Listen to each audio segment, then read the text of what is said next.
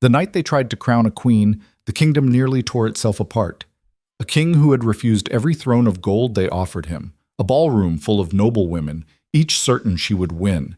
And somewhere in the shadows, a girl in a servant's cloak carrying a tray, keeping her eyes on the floor. Nobody saw her. Nobody except the wolf. What happens next will shock you. Stay until the very end, because this is the story of the woman no one expected, the choice that shook a kingdom, and the love that rewrote the law. Drop your city in the comments below, hit that like button, and don't you dare leave early. The northern wind arrived 3 days before the guests did. It swept down from the granite peaks of the Thornwall Mountains like a warning, cold, sharp, carrying the smell of pine sap and distant ice. And it rattled every window in the castle of Ashenmoor, from the highest tower to the lowest cellar. The servants said it was a bad omen. The older ones, the ones who had served through 2 reigns and 3 wars, pressed their lips together and said nothing at all, which was worse. King Rowan Thorne stood at his chamber window and watched the first carriages appear on the valley road below, their lanterns bobbing like fireflies in the early dark. He had his arms crossed over his chest and his jaw set in the particular way that his advisors had learned over 6 years of service meant, "Do not speak to me right now unless the castle is on fire." His wolf paced inside him, restless, irritable, the way it always was when something felt wrong. "They're early," said a voice behind him. He didn't turn around. "I know. The Armand carriage is in the lead." A pause. "Lady Celeste is reportedly wearing silver thread tonight, custom made. Her seamstress worked for 3 weeks. I don't care about her dress, Aldrich." Aldrich Voss, the king's first counsel and the only man in Ashenmoor who could speak freely without losing his position, stepped up beside Rowan and looked down at the valley. He was a lean, gray-haired wolf of 60, with the kind of careful face that had survived 4 kings, and was not particularly impressed by any of them. "Your Majesty," he said quietly, "tonight is important." "You've said that before." "I've said it 11 times in the last month, to be precise. 12 if you count the letter I sent you while you were at the northern border." "I threw that letter into the fire." "I suspected as much." Aldrich folded his hands behind his back. "Nevertheless, the noble houses are coming tonight because you invited them. Or rather, because your mother invited them and used your seal while you were away." Rowan's jaw tightened. That particular detail had not improved his mood since he'd learned of it 2 weeks ago. "If I find a mate tonight," he said, in a tone that made the word mate sound like a military obligation, "it will not be because my mother arranged a parade of candidates in my great hall." "And if you don't find one tonight?" Silence. "Then the council convenes again in 30 days, Aldrich continued. "And this time, the motion to force a political marriage by vote will carry. You know the numbers, Rowan. You've known them for a year. 3 more lords have shifted since summer." Rowan said nothing. He watched the carriages winding up the hill road, each one carrying its own cargo of ambition and calculation. He could feel his wolf straining against something. Not excitement, not anticipation. Something closer to dread. "This is wrong," the wolf said, in the wordless language that lived in the marrow of his bones. "This is all wrong." He had felt it wrong for years.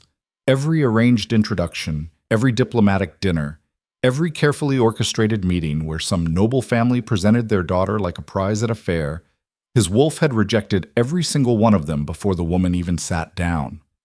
Not with aggression, not with cruelty, with simple, absolute absence. The spark that was supposed to ignite never did. The air never changed. The world never shifted. His wolf had been waiting for something he couldn't name. "I'll be down in an hour," Rowan said finally. Aldrich bowed and withdrew without another word. Queen Mother Isadora Thorne was a woman who had spent 40 years understanding exactly how power worked and was not above using it with both hands when necessary. She met Rowan at the base of the grand staircase wearing midnight blue and her most immovable expression, the one that had intimidated 3 foreign ambassadors, 2 rival pack alphas, and 1 very unfortunate general who had underestimated her during the Eastern campaign. "You look like you're going to a funeral," she said. "I'm going to a ball," Rowan said. "They feel similar." Isadora fell into step beside him as he moved through the corridor toward the great hall. Around them, the castle hummed with preparation.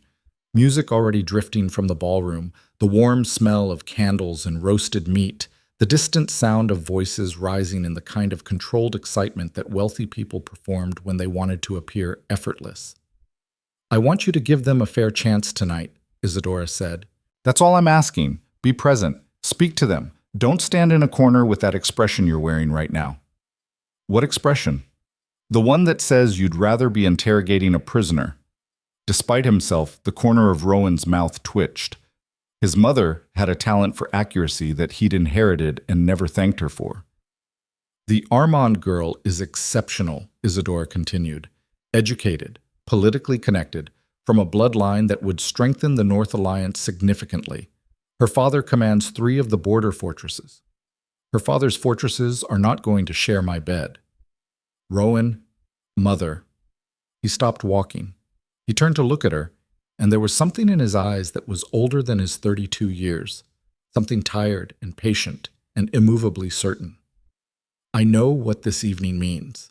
I know what the council meeting in 30 days means. I know what happens if I walk out of this hall tonight without choosing someone. I know all of it." He held her gaze. "I'm still not going to choose wrong." Isadora studied him for a long moment. She had her own wolf, her own memory of what it had felt like. The night she had first scented his father across a crowded room. The way the world had rearranged itself around that moment like a puzzle finally completing. She knew better than anyone that the bond could not be manufactured or negotiated into existence. She also knew that kingdoms didn't wait for destiny to get organized. "Just keep an open mind," she said quietly. He walked into the ballroom. The Great Hall of Ashenmore Castle had been built 500 years ago by the first Thorn King, who had reportedly said that if you wanted to intimidate your enemies, you should start with the architecture. It was enormous. Stone walls hung with tapestries that told the history of the northern pacts in thread and dye. Tall windows faced north, framing the darkness of the Thornwall peaks beyond. 300 candles burned in the iron chandelier overhead, and their light fell across the assembled nobility of 6 houses like gold leaf pressed onto something that wanted to believe it was precious. Rowan entered from the side door, which he preferred because it meant he could observe before being observed, and he stood for a moment in the edge of the candlelight and looked at what his mother had assembled in his honor. It was impressive. He could admit that. The Armand family had arrived in full force. Lord Edric Armand, broad-shouldered and territorial, standing near the center of the room, with the ease of a man who had already done the arithmetic and liked his odds. Beside him, Lady Celeste Armand stood in her silver-threaded gown, and she was, objectively, stunning, tall, composed, with dark hair piled in elaborate braids and an expression of serene confidence that suggested she had prepared for this evening the way a general prepares for a siege, thoroughly and with absolute expectation of victory. She caught Rowan's eye from across the room and smiled. He looked away. Around the hall, the other families had arranged themselves with the instinctive tactical awareness of people who understood that position was everything. The Vane family near the east wall, 3 daughters in green and gold. The Morrow contingent by the fireplace, loud and red-faced, and already making inroads with the junior advisors. Lord Cale Dunmore circling near the wine table with the particular alertness of a man who had bet heavily on the outcome of this evening. His wolf registered all of it and cared about none of it. What his wolf registered instead, faintly, distantly, like a word spoken in another room, was something else. A scent. It arrived so softly at first that Rowan thought he'd imagined it. Wild violet, clean rain. Something underneath both of those things that he couldn't name. Something that reached past his human senses and touched the wolf directly. The way music sometimes bypasses the thinking mind and goes straight to the thing that feels. His head came up. He turned slightly, instinctively, tracking it, and lost it just as quickly in the layered perfumes and candle smoke and wine-soaked air of the ballroom. He stood very still for a moment, every nerve ending suddenly alert. "There," his wolf said, "there." Miraval did not want to be here. That was the honest truth, the one she kept folded inside her chest where no one could see it. She had not wanted to come, had not wanted to make the 3-day journey from Harrow House in a jolting carriage sitting between trunks of Lady Celeste's gowns, had not wanted to arrive at a castle that was so much larger and more imposing than anything she had ever seen, and feel the familiar cold certainty that she did not belong in a place like this, and probably never would. But you didn't tell Lady Celeste Armand what you wanted or didn't want. You packed the trunks, you pressed the gowns, you learned which shoes went with which dress, and you kept your eyes down and your opinions to yourself, and you were grateful, because at least here you had a roof and meals and work that meant something. That was what Mira Vale had been telling herself for 4 years. She stood now near the east wall of the great ballroom, pressed back into the space between a stone pillar and a display table loaded with silver wine cups, holding a tray of canapes that she had been instructed to circulate but hadn't quite managed to start circulating because she kept getting knocked gently sideways by the movement of bodies around her, and each time she regained her footing, she seemed to end up further from the center of the room rather than closer to it. Which was fine, which was, honestly, where she preferred to be. She had pulled her hood up when she entered the hall. It was technically a breach of the evening's dress code, but the cloak was her uniform and her shield, and the hood meant she could watch without being watched, which was the only kind of watching that was safe for someone in her position. From inside her hood, she watched the nobility of the Northern Kingdom perform their evening. She watched Lady Celeste position herself perfectly in the candlelight, watched her smile at the king's entrance with exactly the right degree of warmth. Not eager, not indifferent, precisely calibrated. Celeste was extraordinary at this. Mira had to admit it. She had observed it from 6 inches away for 4 years, and she still found the precision of it remarkable.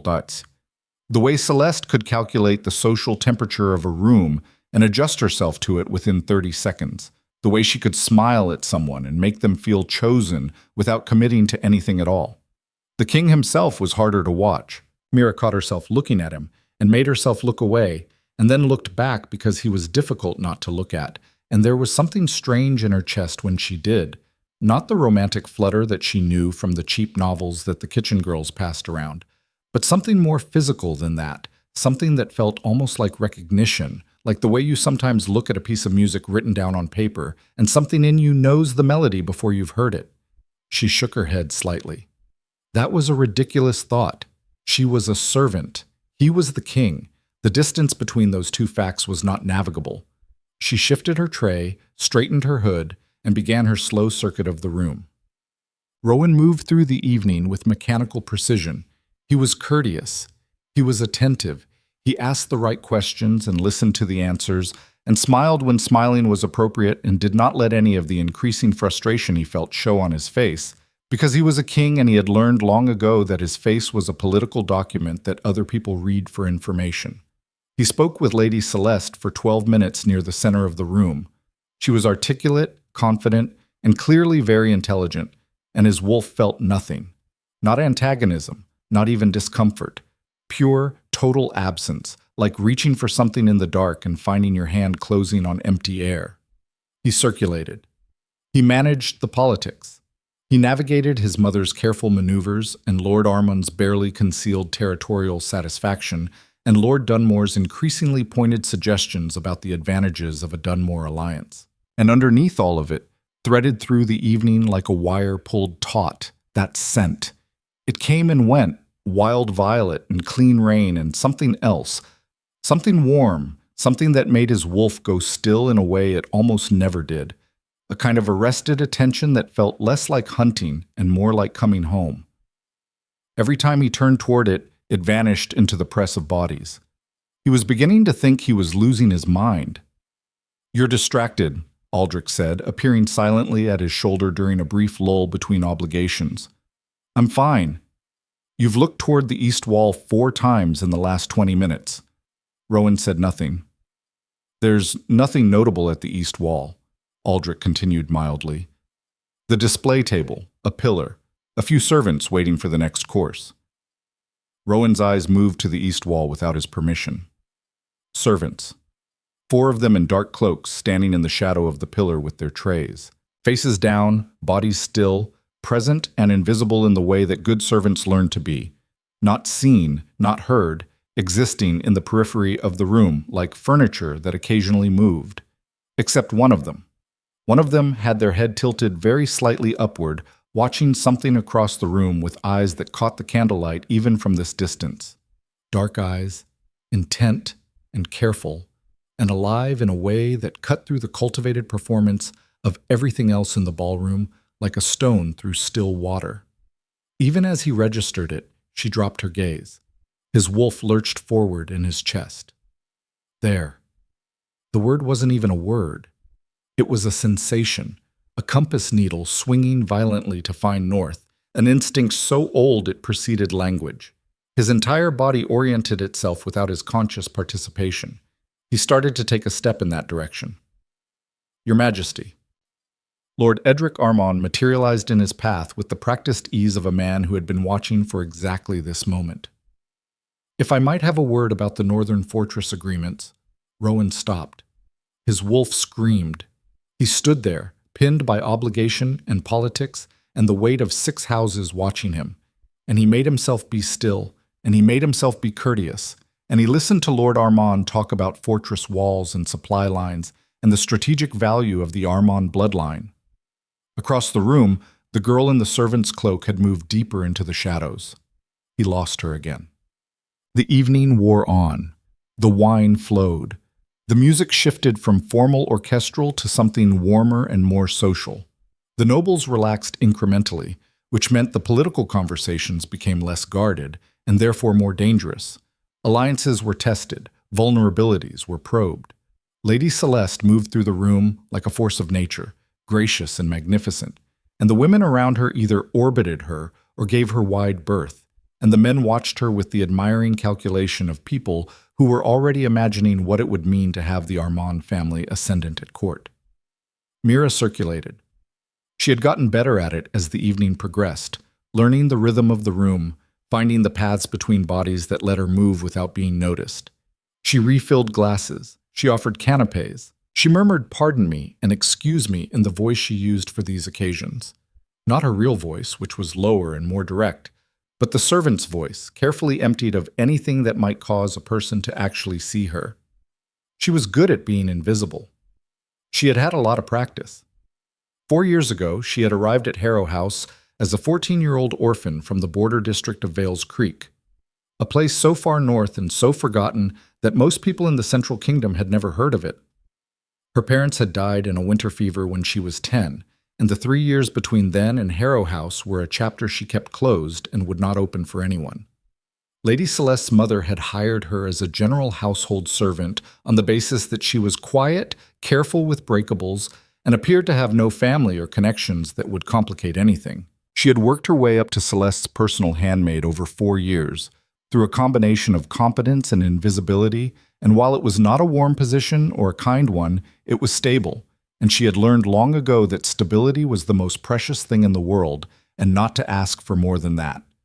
She was refilling a glass near the south end of the room when she heard Lady Celeste's voice behind her.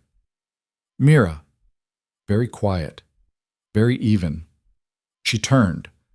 Celeste was standing 3 feet away, and something in her face had shifted from its public composure to something sharper, something private and cold. Her eyes moved from the glass in Mira's hand to Mira's face and back again. "You're not supposed to be in this section of the room," Celeste said. "I'm sorry, my lady. The other trays were—" "I don't want explanations. I want you to go back to the east side and stay there." A pause, thin as a knife. "And pull your hood up." "Yes, my lady." She retreated. She pulled her hood forward. She found her way back to the east wall and stood there in her shadow and breathed slowly and felt the familiar weight of it settle over her. Not humiliation exactly, because she had long since stopped registering it as humiliation, but something that was the absence of all the things humiliation would have required her to believe she deserved. She didn't think about deserving things anymore. She balanced her tray and watched the room from inside her hood, and tried not to notice that the king had looked in her direction 3 times in the last hour. She noticed. She couldn't help noticing. He was the king. He commanded attention the way gravity commanded falling objects, and there was something about the way he looked toward the east wall that was different from the way he looked everywhere else in the room. Everywhere else, his gaze was measured, controlled. The careful observation of a man who had learned to read rooms and people and subtext and never to let his own subtext be read. When he looked toward the east wall, something in his face went strange. Not obvious, not dramatic, just fractionally unguarded, the way a very disciplined person's face sometimes goes for half a second when something unexpected happens to them. She told herself she was imagining it. She looked away. She looked at the floor, at the stone flags worn smooth by centuries of feet, at the hem of her own cloak, and she thought about the breakfast she would make tomorrow morning and the mending she needed to finish on Lady Celeste's traveling coat and all the small concrete obligations of her life that were reliable and manageable and meant she didn't have to think about anything larger than they were. She was thinking about the mending when the sleeve caught. It was an accident. It was completely, entirely an accident. She shifted her tray to avoid a passing lord's elbow, and her cloak sleeve snagged on the edge of the display table, and the tray tilted and the wine glass, full, deep red, catastrophically full, tipped forward, and she grabbed for it, but not fast enough, and the wine went over in a clean dark arc and landed directly on the silver-threaded skirt of Lady Celeste Armand's gown. The sound Celeste made was not loud. That was somehow worse than if it had been loud. Mira heard it in the sudden pool of silence around them. "Oh no," she said involuntarily in her real voice. "I'm so sorry. I'm so sorry. I'll—" She reached for the cloth at her belt and pressed it against the spreading stain, and Celeste stepped back sharply, and the silence expanded outward through the ballroom like a ripple, and a dozen faces turned toward them, and the blow came without warning. Open-palmed across her left cheek, hard enough that her head snapped sideways, and she staggered and caught herself against the table edge. The tray clattered to the floor. The remaining glasses shattered. In the sudden total silence of the ballroom, the sound of it was immense. Mira straightened slowly. Her hood had fallen back with the impact. She stood in the full candlelight of the ballroom for the first time all evening. Her face bare, her dark hair loose from the falling hood, her hand pressed to her cheek. And somewhere across the room, she heard a sound like nothing she had ever heard before. Not a human sound. A wolf sound. Low, involuntary, seismic. She looked up without meaning to. And across the length of the great hall, through the sea of frozen, watching faces, King Rowan Thorne's eyes found hers. The world stopped. She didn't know how else to describe it. The music had already stopped. The conversations had already stopped. But something deeper than that stopped too. Something in the air, in the space between them, in the axis the moment was rotating around. His eyes were the gray of the Thornwall peaks at dawn, and they were locked on her with an expression she had no framework for, something vast and certain, and completely unlike the careful control she had seen on his face all evening. His wolf was in those eyes. She saw it clearly, even from 20 feet away. And something in her own chest, something she had never named and had no name for, reached toward it like a compass needle finding north. She was still pressing her hand to her cheek. Her heart was hammering. The ballroom held its breath. Across the frozen room, the king took a step toward her. The evening had just become something else entirely. The step he took toward her was not a king's step. It was a wolf's step. Instinctive, unhesitating, stripped of all the careful calculation that governed every other movement Rowan Thorne made in public spaces. One step, and then another, and the crowd parted before him without being asked, because something in the way he moved communicated a kind of absolute intent that human bodies recognized at a level below conscious thought and responded to accordingly. The ballroom was so quiet that Mira could hear the candles burning.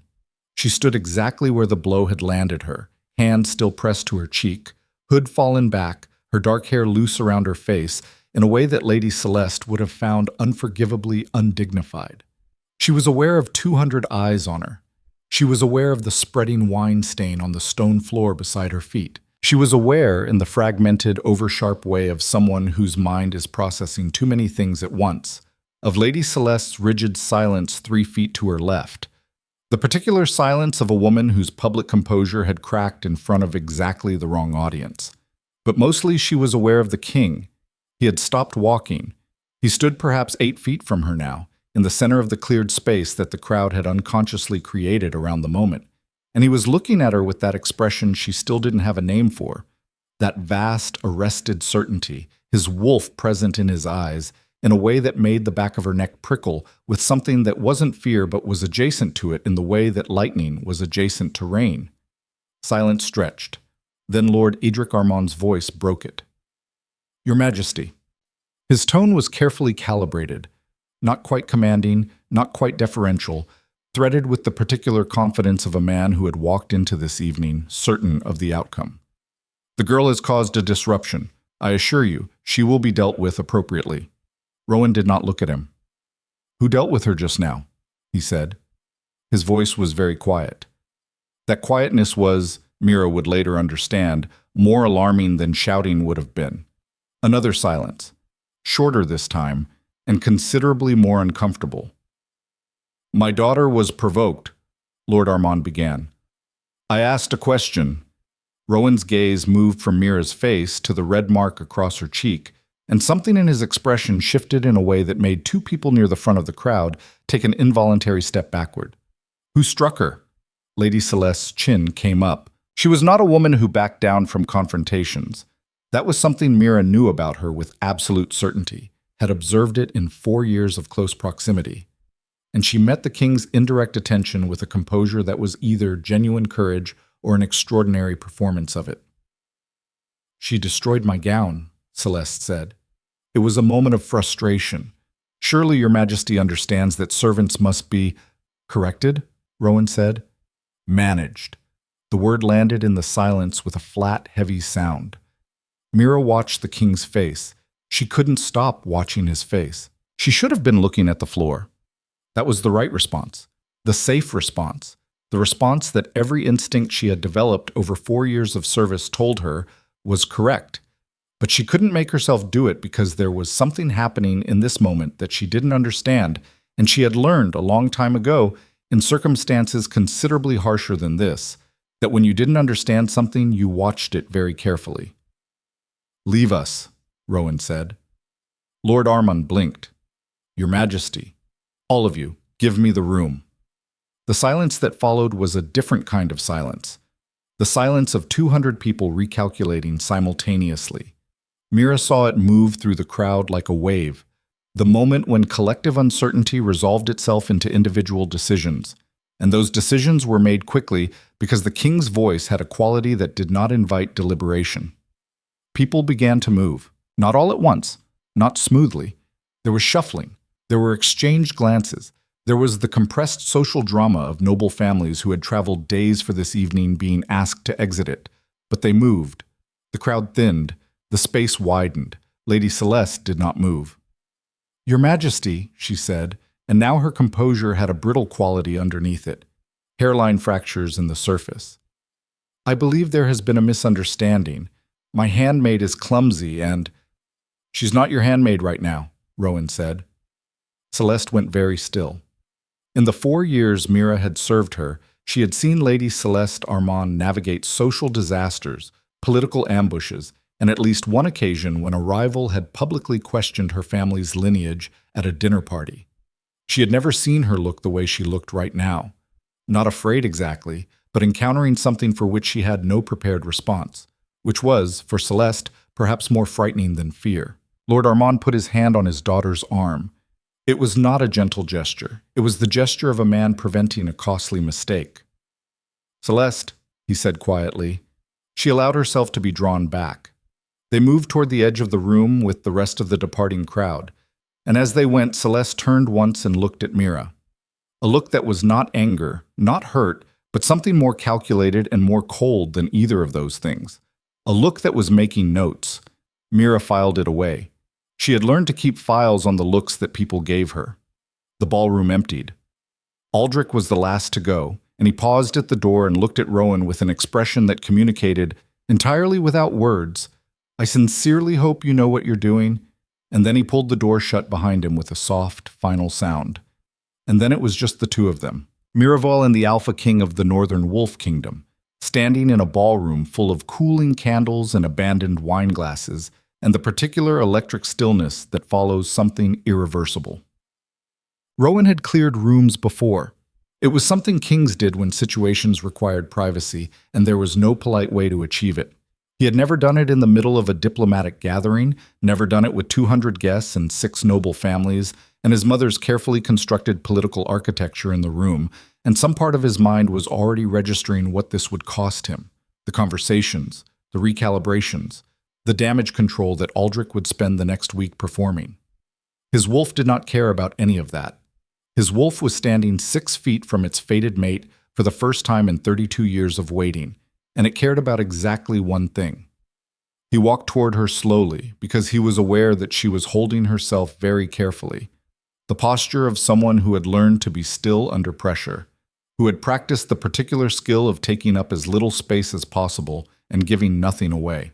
She was watching him with those dark, careful eyes, and there was intelligence in them, and wariness, and underneath both of those things, something else, something that was not yet sure of itself, something that flickered at the edge of recognition like a light behind fog. She knew. She didn't know she knew, but something in her was responding to something in him that neither of them had words for yet. He stopped 3 feet from her. Up close, the scent was extraordinary. Wild violet and clean rain, and underneath that, something warm and particular that was hers alone, that his wolf had been reaching for all evening through the layered perfumes and candle smoke and wine. He could feel the bond pulling at him with a physical reality that surprised even him. He had heard it described, had listened to older wolves speak of it as though it were a kind of madness or a kind of grace depending on who was speaking, but feeling it himself was different. It wasn't madness. It wasn't intoxication. It was clarity. The sharpest, most absolute clarity he had ever experienced, as though his entire life until this moment had been conducted in a slightly blurry room and someone had just brought it into perfect focus. She was still pressing her hand to her cheek. "Let me see," he said. She blinked. "Your Majesty." "Rowan." Another blink. Something moved through her face, confusion, wariness, and something else. "I don't think that's—" "My name is Rowan. I'm asking to see your face." He held her gaze. "Please." The words seemed to do something to her that the rest of it hadn't. Some of the careful stillness shifted. She lowered her hand slowly. The mark was livid, a palm-shaped flush across her left cheek that would bruise by morning. He looked at it for a moment with the particular controlled stillness of someone who has learned to keep very strong reactions on a very short leash. "Does it hurt?" he asked. "I've had worse," she said. And then her expression flickered as though she hadn't meant to say that. "I don't doubt it," he said quietly.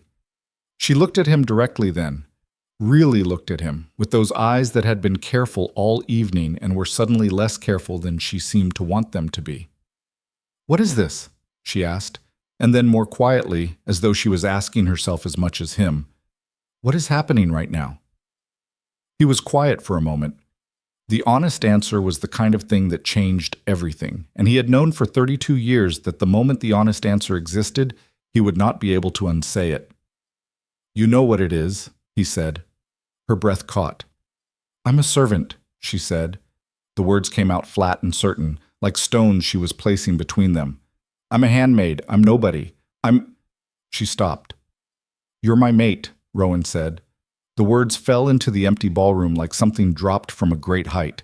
She stared at him. Then she took a step backward, and her heel caught the edge of the wine-stained cloth on the floor, and she stumbled, and he caught her arm before she fell, his hand around her forearm, her hand catching his sleeve, the two of them suddenly much closer than 3 feet, and the contact sent something through both of them that was impossible to misinterpret, a pulse of recognition so physical and so absolute that Mira made a small, involuntary sound and Rowan went very still.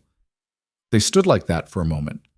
Then she straightened carefully, and he let go of her arm, and they both took a half step back, and the air between them was not the same as it had been before. "I don't know how that's possible," she said, her voice not quite steady. "It doesn't require possibility," he said. "It just requires truth." She looked at him for a long time, and then, with the particular honesty of someone who had survived hard things by being accurate about them, she said, "Your court will not accept this." "No," he agreed. "Your mother will not accept this." "Probably not initially. The Armand family will—" She stopped herself, looked at the door, looked back at him. Something moved through her expression that was older than her years, some understanding that she had arrived at through experience rather than theory. "This is going to be very bad for you." "Yes." "And you're telling me anyway." He looked at her steadily. I stopped being able to not tell you about 40 minutes ago. Something shifted in her face at that, the careful wariness cracking slightly. Not gone, but less absolute, like ice in the first week of spring. She opened her mouth to say something else. The door opened.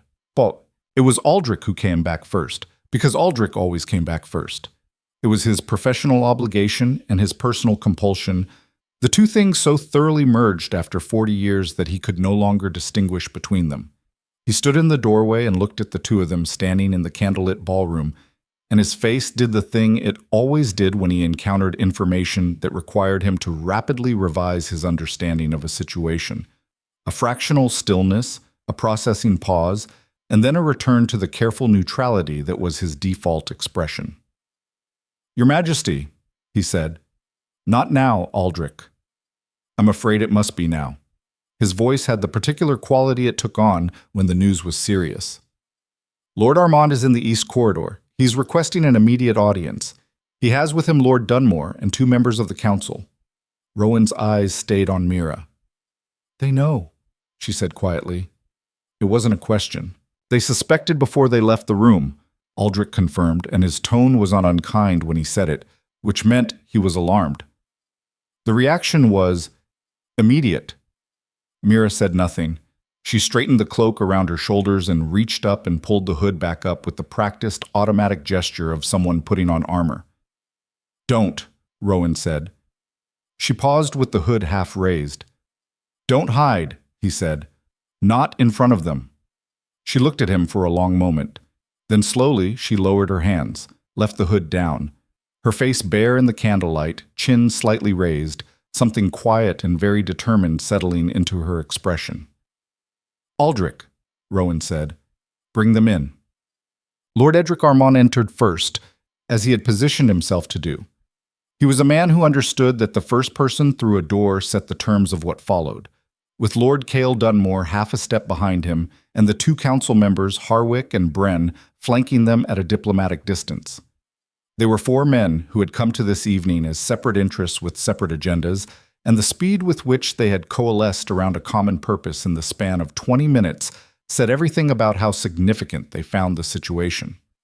Armand looked at Mira standing in the center of the ballroom with her hood down and her chin up, and then he looked at Rowan, and his face did something complicated that resolved itself into the expression of a man taking a calculated risk. "Your Majesty," he said, "we owe you an apology." Rowan said nothing. He waited.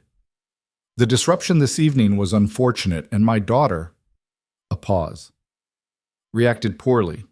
We understand that." Armand spread his hands in a gesture of generosity that cost him nothing. "The girl will be compensated for any distress. She can be reassigned to a household post of her choosing.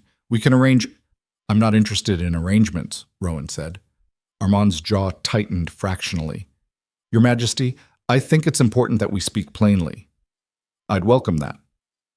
"Then plainly, what happened in this room tonight was the result of an unusual evening and an unexpected encounter. These things happen. They don't need to become—" He chose his word with visible care. "Complicated." "She's my fated mate," Rowan said. The words fell into the room the same way they had fallen into the empty ballroom, with that quality of something irreversible, something that could not be unlanded once it had landed. Lord Dunmore made a sound that was not quite a laugh, and not quite anything else. "Your Majesty," he said carefully, "the mate bond is a sacred and genuine phenomenon, of course, but it can be, influenced by circumstance, by proximity, by emotional states that—" "Dunmore." Rowan's voice was still quiet. It had not gotten louder through any of this, which was something that Mira was noticing with a specific kind of attention, the attention of someone who had spent years learning to read danger in voices, and who was finding this particular quiet more significant than volume. "Are you suggesting that I don't know my own wolf?" "I'm suggesting," Dunmore said, with the diplomacy of a man who had built his career on surviving exactly this kind of conversation, that a decision of this magnitude deserves careful deliberation. The kingdom's stability, the alliances, the northern pacts, all of these depend on— "On what?" Rowan said. On who I choose to recognize as my mate? On who sits beside you as queen, Armand said. And now the careful veneer was thinning. Now the real shape of the conversation was showing through.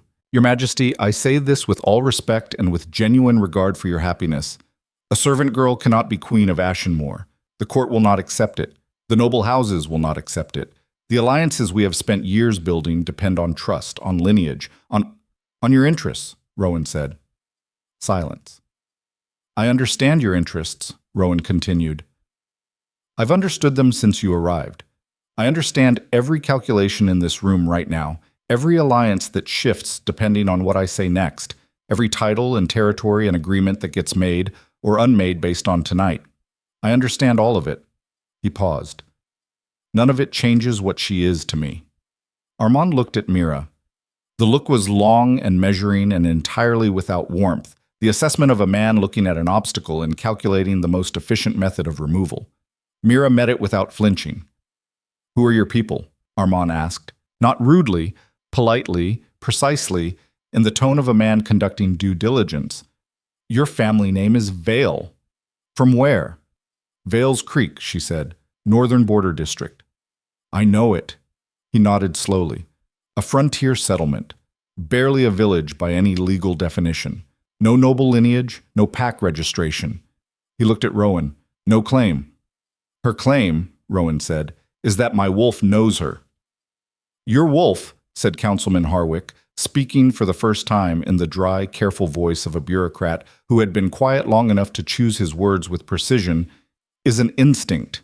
Instincts can be— Finish that sentence carefully, Rowan said. Harwick did not finish it. The silence stretched. It was a different quality of silence from all the silences that had come before it. Harder, more structural, the silence of a standoff rather than a moment. Then Mira spoke. Everyone in the room looked at her, including Rowan, because she had been still and quiet through this exchange in the way of someone listening more than talking, and when she spoke now, it was in her real voice, the lower, more direct one, not the servant's voice. I want to say something, she said. Armand's eyebrows rose fractionally, as though a piece of furniture had begun to offer an opinion. I think, Mira said, looking at Rowan, not at the lords, that whatever is happening between us is real. I felt it. I don't understand it, and I don't have language for it, but I felt it, and I think you know that I felt it. She paused. I also think that these men are right, that this is going to be complicated. Not because they're right about me. I don't know yet if they're right about me, but because complicated is the honest word for what this is. Mira, Rowan began. I'm not finished. She said it gently, but she said it. I've been told my whole life what I can and cannot be. I've been told it in every house I've ever worked in and in every town I've ever passed through. I know what that sounds like, and I know what it's designed to do. Her eyes moved to Armand briefly, steadily, without hostility and without fear, the way you look at something you've already categorized accurately. But I also know that walking into something like this without understanding it, without being sure, without— She stopped, started again. If you're going to overturn your kingdom for me, I need to know that it's because it's true, not because your wolf is certain in a way that your mind hasn't caught up to yet. The room was very quiet. Rowan looked at her for a long moment. Something moved through his expression that was not what she'd expected.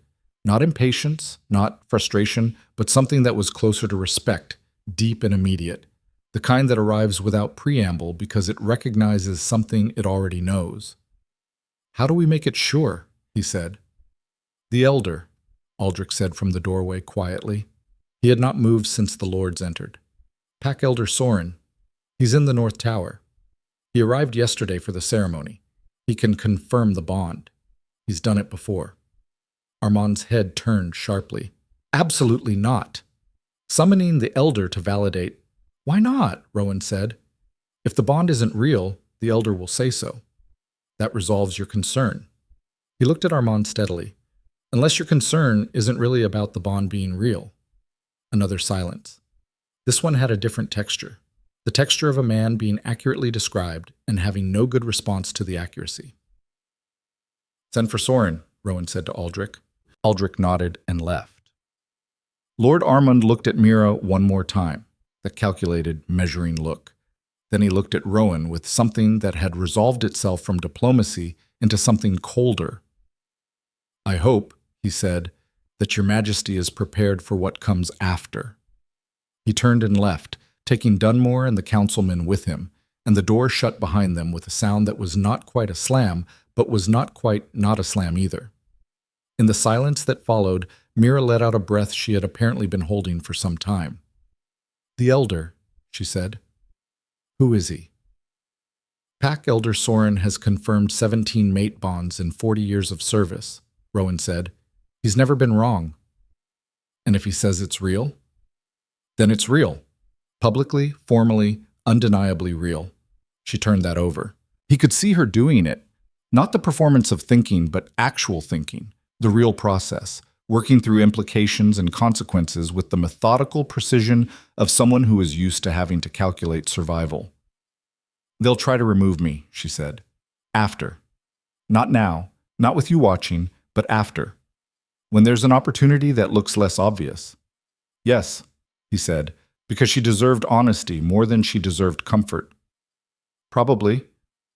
"Then we'd better make sure the Elder's confirmation is as public as possible," she said. "If enough people hear it at once, it's harder to bury." He stared at her. "What?" she said. "Nothing," he said. "I'm just—" He stopped. "Where did you learn to think like that?" Something moved through her face that was sad and practical and entirely unsentimental. "The border district," she said. "Vales Creek. You learn fast there or you don't learn at all." He thought about the girl who had said, "I've had worse about a blow to the face," and about 3 years of her life between her parents' deaths and Harrow House that she had closed and would not open, and something in his chest tightened with an anger that was very specific and very quiet. "Mira," he said. She looked at him. "You said you need to be sure, that it needs to be true." He held her gaze. "I've been sure since the moment your hood fell, but I understand that you need time to feel what I'm already certain of. I'm not asking you to be certain tonight." She was quiet for a moment. "What are you asking?" she said. "I'm asking you to not disappear," he said. "Whatever happens tonight, whatever Soren says, whatever the court does, don't disappear." It was not a king's request. It had none of the weight of command in it. It was something much simpler and much more exposed than that, and she heard the difference. "All right," she said quietly. The door at the far end of the ballroom opened, and Aldrich's voice preceded him. "Your Majesty, Elder Soren is coming down."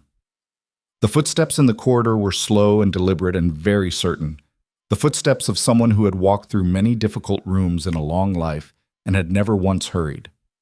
Mira straightened her spine. Rowan watched her do it. Watched the thing she carried. All of it. All 4 years of invisibility and all the years before that. The weight of being nobody in a room full of people who had been told they were somebody. He watched her carry it, and carry it upright. And he thought that whatever the Elder said tonight, whatever the court did, whatever the next days brought, he had not been wrong. The door opened. Pack Elder Soren stepped into the light. He was very old and very still, with the eyes of someone who had spent decades looking at the deeper truth beneath the surface of things, and those eyes moved from Rowan to Mira and stopped there and went quiet in the particular way of someone who had just seen something that did not require a great deal of additional investigation. The silence before he spoke felt like the held breath before lightning. He crossed the room slowly. He circled them both once, not dramatically, not performatively, with the simple thoroughness of a man doing his work properly. He studied Mira's face for a long time, and she met his gaze steadily, which seemed to interest him. Then he turned to Rowan. "How long?" he asked. His voice was like old timber, weathered and dense and not given to unnecessary sound. "Tonight," Rowan said. "From the moment her hood fell." Soren nodded slowly. "And before? You felt nothing in the room before that?" "I felt something. The scent. I couldn't find the source." "Because you were looking for her among the noble women," Soren said. It was not a question, and there was something in the way he said it that was not quite wry but was adjacent to it. "Yes." The Elder looked at Mira again. child.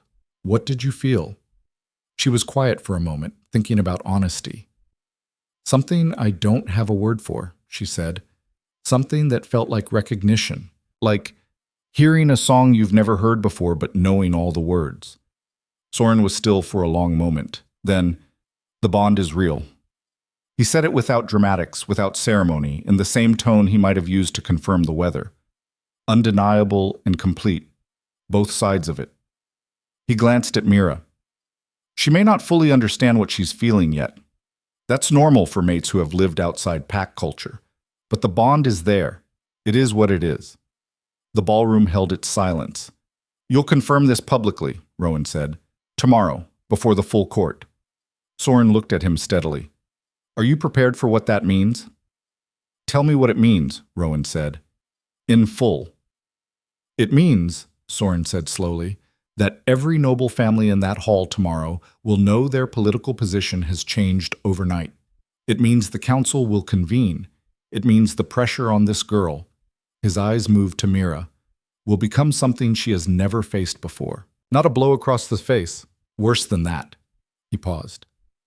It means you will be asking her to stand in the center of a storm she didn't choose and can't escape. Rowan looked at Mira.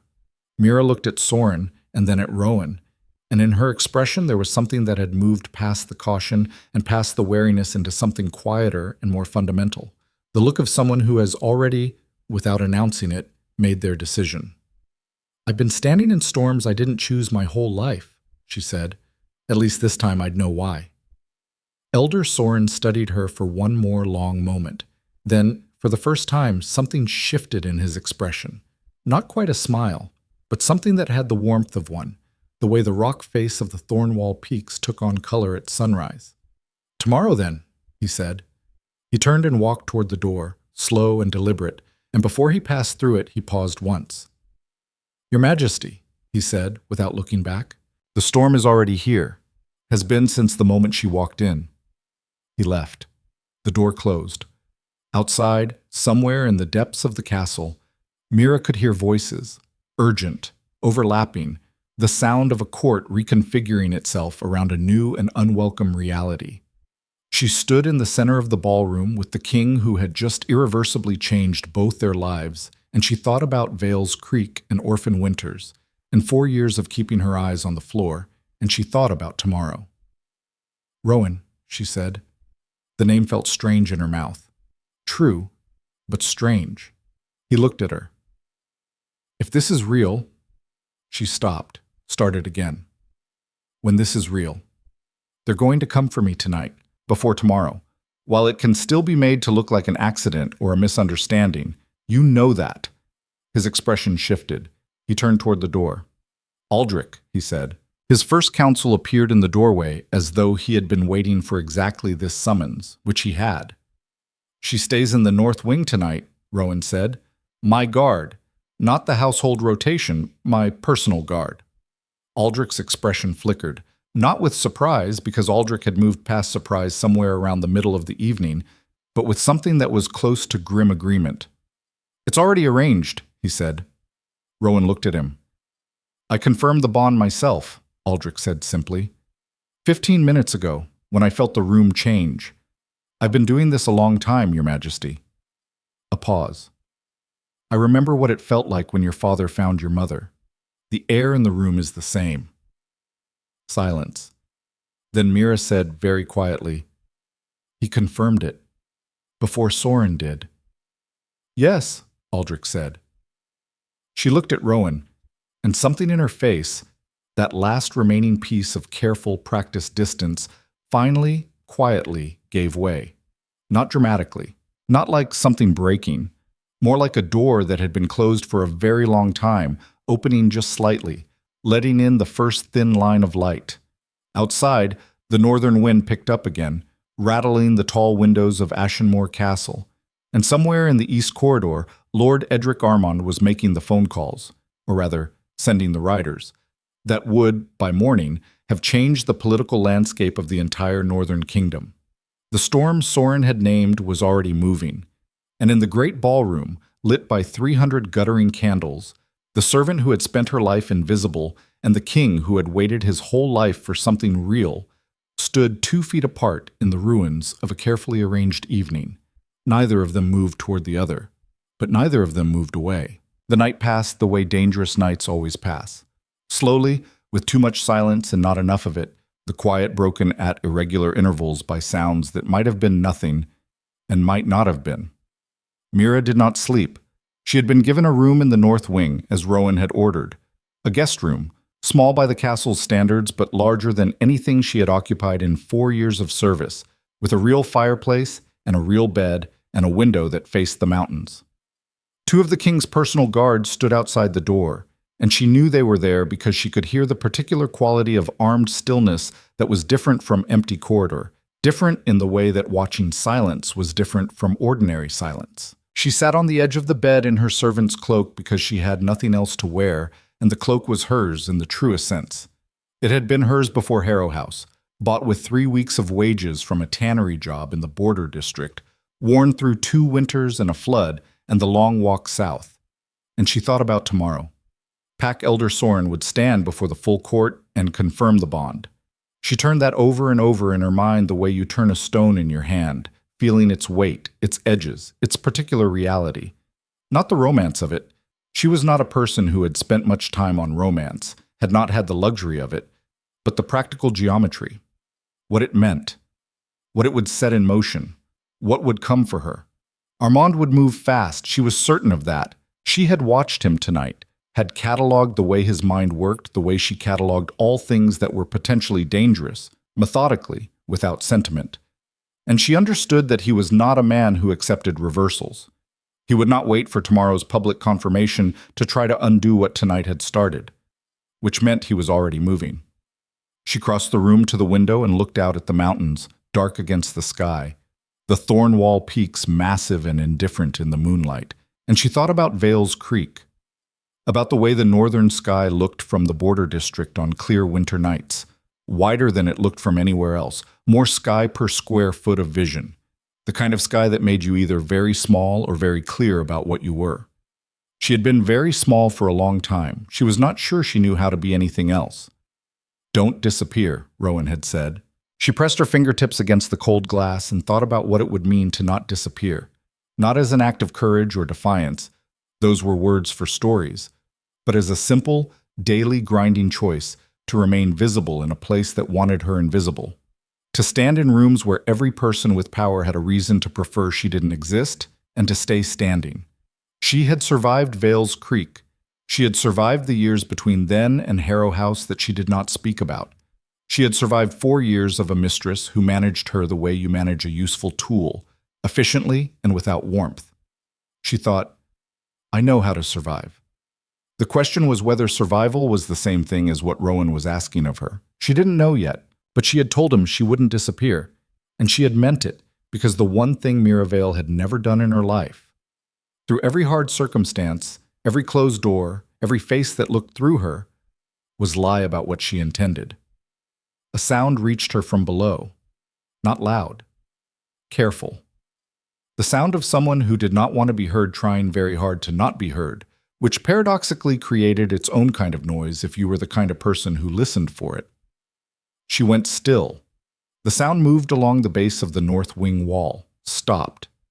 Then the door at the far end of the corridor, not her door, the service door that connected the north wing to the east corridor, made a sound that was not quite a creak and not quite a click, but was definitely something. She looked at the fireplace, at the iron poker leaning against the stone. Then she crossed to the door of her room and opened it. The 2 guards outside her door turned immediately. She had learned their names by the simple method of asking, which seemed to have surprised them both. Caden, the taller one, 23 years old and from a frontier pack in the far north. Wren, the shorter one, a woman of perhaps 30 with the kind of calm face that came from being competent in difficult situations. There's someone in the service corridor, Mira said quietly. Wren was already moving before Mira finished the sentence. Caden moved to block the doorway, not rudely, but solidly, the way a wall is solid. Stay inside, please, he said. I'd rather... Please? he said with genuine politeness and absolute immovability. She stayed in the doorway, which was not quite inside but was not quite out, and she listened to the sounds of Wren moving through the north wing with the particular efficiency of someone trained for exactly this: fast, quiet, purposeful. 30 seconds, a minute. Then the sounds changed. There were two voices, Wren's, low and authoritative, and another one, higher, that Mira recognized before she could see the face. Lady Celeste Armand came around the corner of the corridor with her hands raised slightly, not in surrender but in the gesture of a woman demonstrating that she was not doing anything that required force to stop, while simultaneously communicating that she found the entire situation beneath her. She was still wearing the silver-threaded gown, wine stain and all. She had not been to bed either. Her eyes found Mira in the doorway immediately. "I want to speak with her," she said to Wren. "Alone." "That isn't—" "It's all right," Mira said. Caden looked at her. She met his gaze steadily. "Outside the door," she said. "Not inside the room. This is fine." It was not entirely fine, and she knew it, but she also knew that whatever Celeste had come here to say in the middle of the night was better heard now than left unsaid until it became action. Wren and Caden held their positions in the corridor, not giving privacy, but giving the illusion of it, which was the best available compromise. Celeste looked at them with the expression she reserved for compromises she didn't accept, and then she looked at Mira, and the expression changed into something that was not readable in any of the usual ways. "You should leave," Celeste said. Her voice was very quiet and entirely without the social performance that normally inhabited it. This was not Lady Celeste speaking. This was Celeste Armand, speaking in the register that people used when they were saying things they meant. "Tonight, while it's still possible to do it quietly," Mira looked at her. "Why are you telling me that?" A pause. Something moved through Celeste's face that was complicated and not entirely hostile. "Because my father is not a gentle man when he's been embarrassed," Celeste said, "and he's been very badly embarrassed tonight." "I know." "You don't know," Celeste said, and now there was an edge in her voice that was not anger but something adjacent, urgency, the kind that comes from actual knowledge. "I have watched my father remove obstacles for 22 years, Mira. I know how he does it, quietly, plausibly, in ways that look like accidents or choices or consequences." She paused. "You are an orphan with no family and no pack registration and no legal standing. You have no one who would ask uncomfortable questions if something happened to you." The corridor was very quiet. "He won't move against the king," Mira said slowly, "not directly. No, he'll move against you, against the bond. He has people looking tonight for anything in your history, anything unstable, anything criminal, anything that can be made to look like a liability. If he finds nothing, he'll manufacture something. And if the king claims mate bond with a woman who has been publicly discredited or worse—" Celeste stopped. "Celeste, why are you telling me this?" Mira asked again. Celeste was quiet for a moment. She looked at the wine stain on her skirt, and her expression did something that Mira had not seen it do before in 4 years of proximity. It became briefly, honestly tired. "Because I struck you," she said, "in front of 200 people, in front of the king." Another pause. "That was beneath me, and it was wrong. And I'm aware that the fact I'm saying so at this particular moment makes it look self-serving, which it partly is, and I find that irritating." She met Mira's eyes. "Leave tonight. Take the East Road while my father's attention is on the castle. Get beyond the reach of what's coming." Mira looked at her for a long moment. She thought about 4 years. She thought about the servant's voice and the hood and the daily practice of being nothing. She thought about what Celeste had just told her. Not the advice, but the information.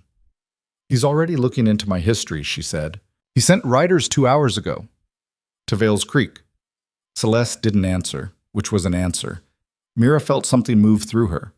Not panic, she had learned long ago that panic was a luxury, but a kind of cold clarity, the kind that arrived when the situation became genuinely serious, and the only useful response was accurate thinking. "How far is Vale's Creek?" she asked. 3 days by fast rider," Celeste said. 3 days. Which meant Armand's riders wouldn't be back for 6, minimum, which meant that was not the immediate threat. The immediate threat was something closer. What else? Mira said. Celeste looked at her steadily. My father also sent someone to find the pack registrar. Tonight. The pack registrar. If you have no pack registration, and the records from Vales Creek are incomplete, as all the border district records are, then legally, in Northern Kingdom law, you don't have the rights of a pack member. You can't be claimed as a mate. You can't stand in court. You can't... She stopped. I can't be queen, Mira said. You can't be anything, Celeste said quietly. Not officially, not with legal standing. If my father can establish that the mate bond claim has no legal foundation, the council can block the confirmation tomorrow, prevent the elder from making it official. The corridor was very quiet. Mira stood in the doorway of a room she had been given for one night, wearing a cloak that was hers and nothing else. And she thought about the border district and the incomplete records and the 3 years she did not speak about. And something came together in her mind with a clarity that was almost physical. She looked at Wren. I need to speak with the king, right now. Rowan was awake. She found him in his study on the second floor, not his formal study, the one used for audiences and council meetings, but the smaller one at the end of the north corridor that was clearly the room where he actually worked, identifiable by the organized disorder of it, the maps pinned to the walls with territorial markings in 3 different inks, the stacked reports, and the untouched wine glass on the corner of the desk. He was standing at the window when they brought her in, and he turned at the sound of the door with the alertness of someone who had not slept and had not intended to. His eyes moved from her face to Wren's, reading the situation in under 2 seconds. Leave us, he said. Wren hesitated, because Wren was good at her job, and then stepped out and pulled the door almost shut. Almost. The professional compromise.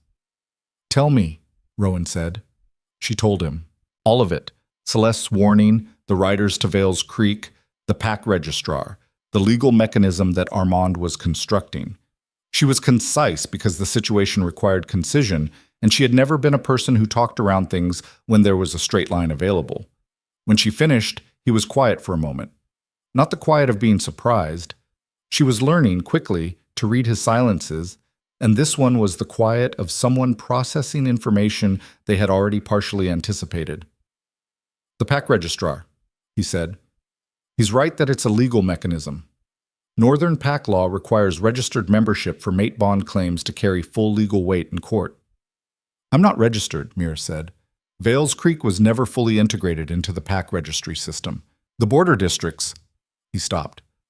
The border districts were always administrative afterthoughts, she said. I know, I grew up there. He looked at her. Is there any record of your family? Any documentation? She was quiet for a moment. This was the part she had not told anyone. The part she kept in the closed chapter, the one she did not open. There might be, she said carefully. He waited. She crossed to the chair beside his desk and sat down, which she would not have done an hour ago. Sitting in the presence of the king without being invited was not something servants did. And she looked at her hands for a moment and then looked up at him. My father was a pack member, she said.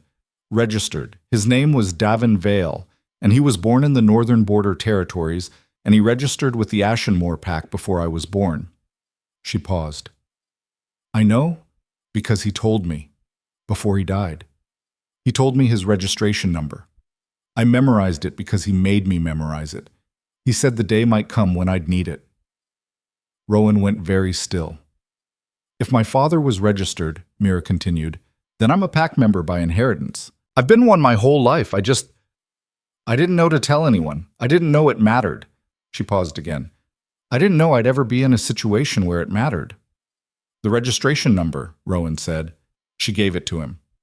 He crossed to the desk, pulled out a ledger from the second drawer, the older one, bound in dark leather, that had the look of something consulted for official purposes rather than administrative routine, and opened it.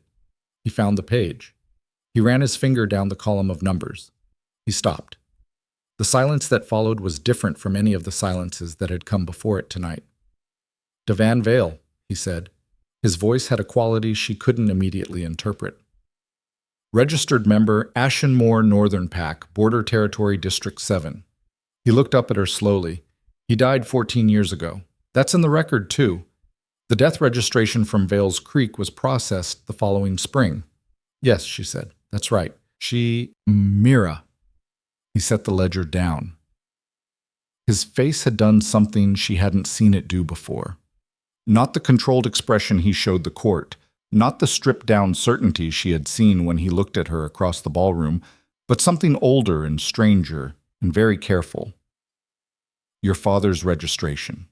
The notation beside his name. She looked at him. Something in her chest went cold.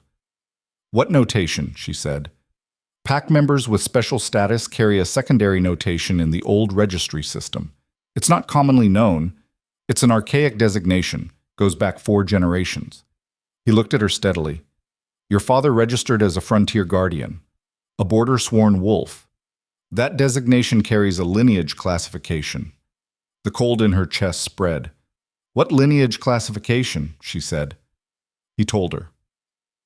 The room was very quiet for a long time after that. She sat with it the way you sit with something that has just rearranged everything you thought you understood about your own life, carefully, with both hands, trying not to drop it. Her father had been a frontier guardian, a border-sworn wolf with a lineage classification that placed the Vale family, in the old pack system, in the tier of territorial founders. Not noble, not aristocratic in the way the great houses understood aristocracy, but old. Old in a way that predated the noble houses.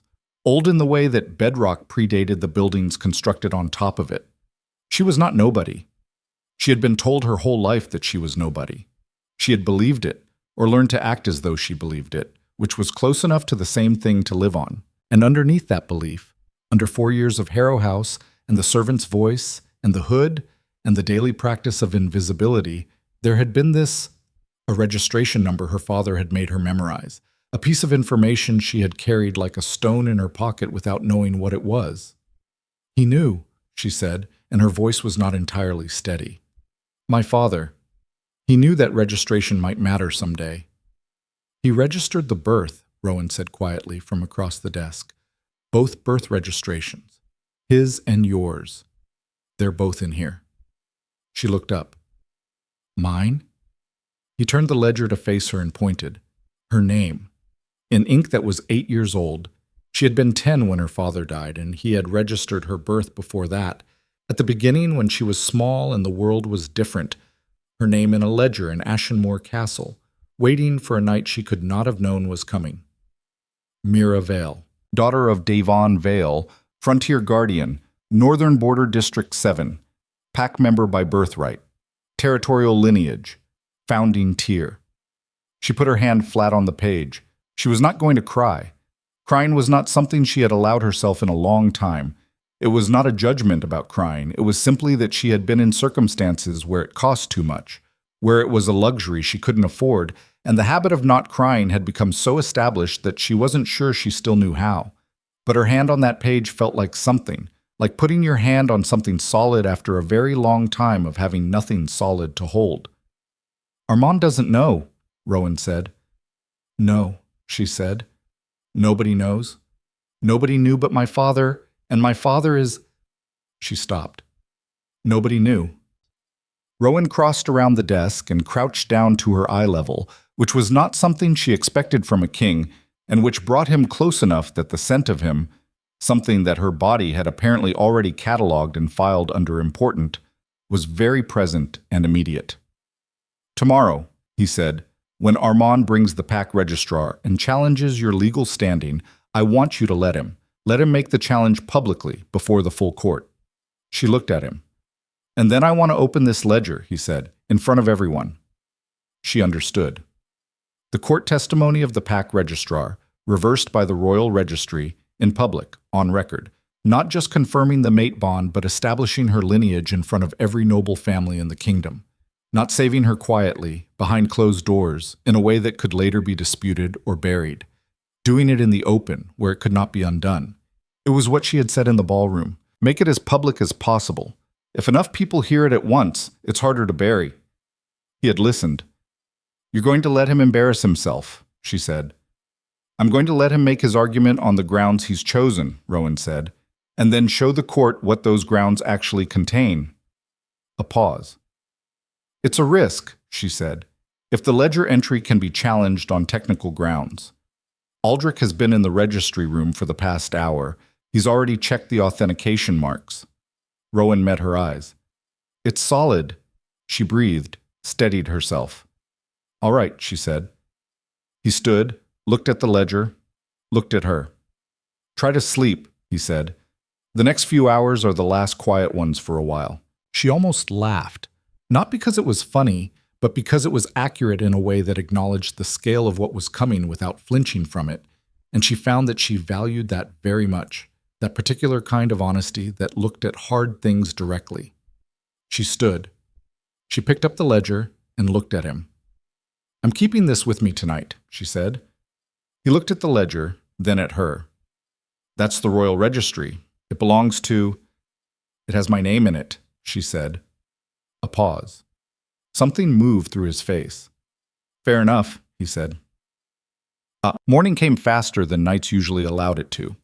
The castle assembled itself in the gray pre-dawn hours, with the purposeful urgency of a body preparing for something significant, servants moving quietly through corridors, fires lit in the great hall, the formal court chamber arranged for an unscheduled session that everyone seemed to know was coming, despite the fact that it had not yet been formally announced. News traveled in Ashenmoor the way news traveled in all enclosed political spaces, through the walls, through the looks that people exchanged in corridors, through the particular quality of silence that gathered around important things. By the time Mira descended from the north wing, accompanied by Wren and Caden, everyone in the castle knew that something was happening. The faces that watched her cross the entrance hall were not the faces from the previous evening, the careful social interest of people performing courtly normalcy, but something rawer and more direct: curiosity, judgment, speculation. She kept the ledger under her arm. She kept her chin level. She left her hood down. The great hall had been reconfigured for the court session. The ball preparation cleared away. The long, formal table reinstated, chairs arranged with the hierarchical precision that court procedure demanded. The noble families were already seated when she entered, which meant they had been summoned early, which meant this had been organized with deliberate speed. Lord Edric Armand sat at the table's right flank, and he looked, when she entered, exactly the way she had expected him to look: settled, prepared, with the particular calm of a man who has spent the night constructing something solid and is confident in the construction. Beside him sat a man she didn't know, thin and precise, with a leather satchel and the expression of a professional brought in to do a specific technical job. The pack registrar. He had worked fast. Lord Dunmore was there, Councilman Harwick and Bren, 5 other lords whose names she had not yet learned, and across the room, standing at the far end with Aldrich at his shoulder and Elder Soren to his left, Rowan. He looked at her when she entered. Just looked, steady and direct, without performance. And in that look was something that was not reassurance exactly, because he was not the kind of man who offered reassurance as a substitute for truth. It was something simpler, a presence. I'm here. I see you. We do this. She crossed the room and took the position Aldrich indicated, standing, not seated. She had no seat at this table, and that was accurate for now. She held the ledger. Queen Mother Isadora sat at the head of the table, and she had the look of a woman who had slept very little and arrived at some conclusions she was not yet ready to announce. Her eyes moved from Rowan to Mira, and they held on Mira for a long time, and whatever calculation was happening behind that gaze was too complex to read quickly. Rowan sat. The court assembled itself. Armand did not wait for preamble. Your Majesty, he said in the tone of a man who had been patient long enough, I believe we all understand why we're here this morning. Last evening's events were unusual. We're not here to dispute that. He spread his hands, the generous gesture again that cost him nothing. What we are here to address is the legal reality of the situation, which is separate from the emotional circumstances, and which I believe it is in everyone's interest to address clearly and on the record. Proceed, Rowan said. I have asked Registrar Hollis to join us this morning. Armand gestured to the precise man with the satchel. Registrar Hollis serves the Northern Pack Administrative Office and has access to the full pack registry database. I have asked him to verify the registration status of the individual known as Mira Vale. Registrar Hollis opened his satchel with the care of a man who understood that precision was his professional armor. He produced a document. He cleared his throat. After a full search of the Northern Pack Registry database, he said, in the flat, careful voice of someone reading for the record, conducted this morning using all available search parameters, name, birth year, district of origin, I can confirm that there is no registration entry for an individual named Mira Vale in the current Pack registry. The room received this. Armand let the silence sit for exactly long enough. Without Pack registration, he said, the legal provisions governing mate bond claims under Northern Kingdom law cannot be invoked. The bond, whatever its personal significance may be, cannot carry official legal standing. The confirmation ceremony Elder Soren has been asked to perform cannot, under these circumstances, be recognized by the court. He paused. I bring this forward not with any personal hostility toward the young woman, but because the law is the law, and the integrity of this court depends on Registrar Hollis, Rowan said. Hollis looked up. What database did you search this morning? A pause. The current Northern Pack Registry. The digital... Hollis stopped, corrected himself. This was a Pack kingdom, and certain systems were older. The Consolidated Registry. The primary record. When was the Consolidated Registry assembled? Hollis consulted his document. The consolidation was performed 18 years ago. Records prior to that consolidation were archived. Archived, Rowan said. Not destroyed. No, not destroyed. And the archival records, the pre-consolidation records, the old territorial registration system, those records are held where? A very slight pause. In the Royal Registry, Your Majesty. In the castle. Aldrich, Rowan said. Aldrich stepped forward, and he was carrying, Mira saw, not just the confirmation she had given him, but a second document, something older, with the official authentication seal of the Royal Registry at its corner. She had not known about the second document. Authentication certificate, Aldrich said, setting it on the table. Verifying that the Royal Registry entry dated 17 years and 4 months ago has not been altered, amended, or backdated. Signed by the castle archivist and carrying the original registration seal. He set the ledger beside it, open to the page. Entry number 7-4-41-93.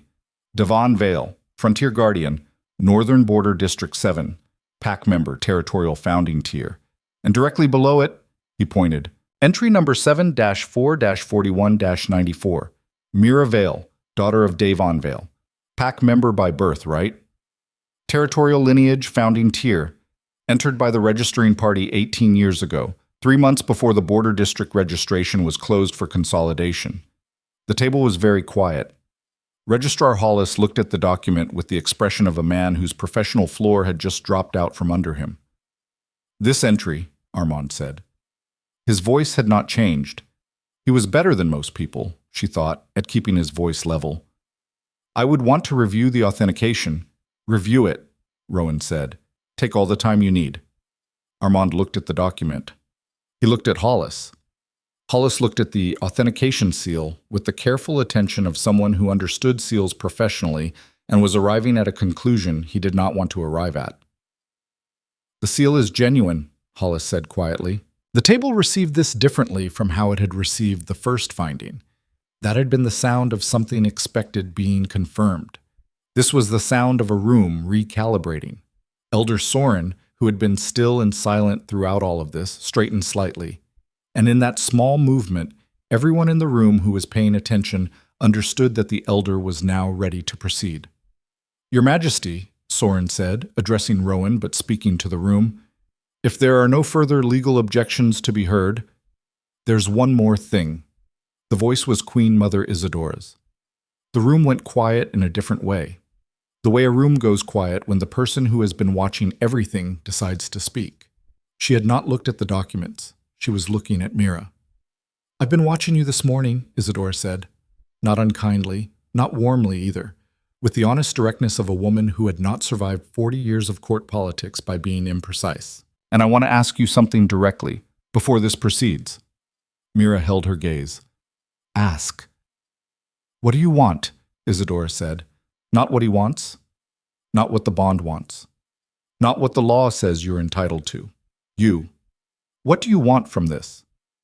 The room was absolutely still. It was not the question anyone had asked her. All of last night, all of this morning, the question had been about her status, her legality, her legitimacy. No one had asked what she wanted. Not even Rowan, though he had come close. She thought about Vale's Creek.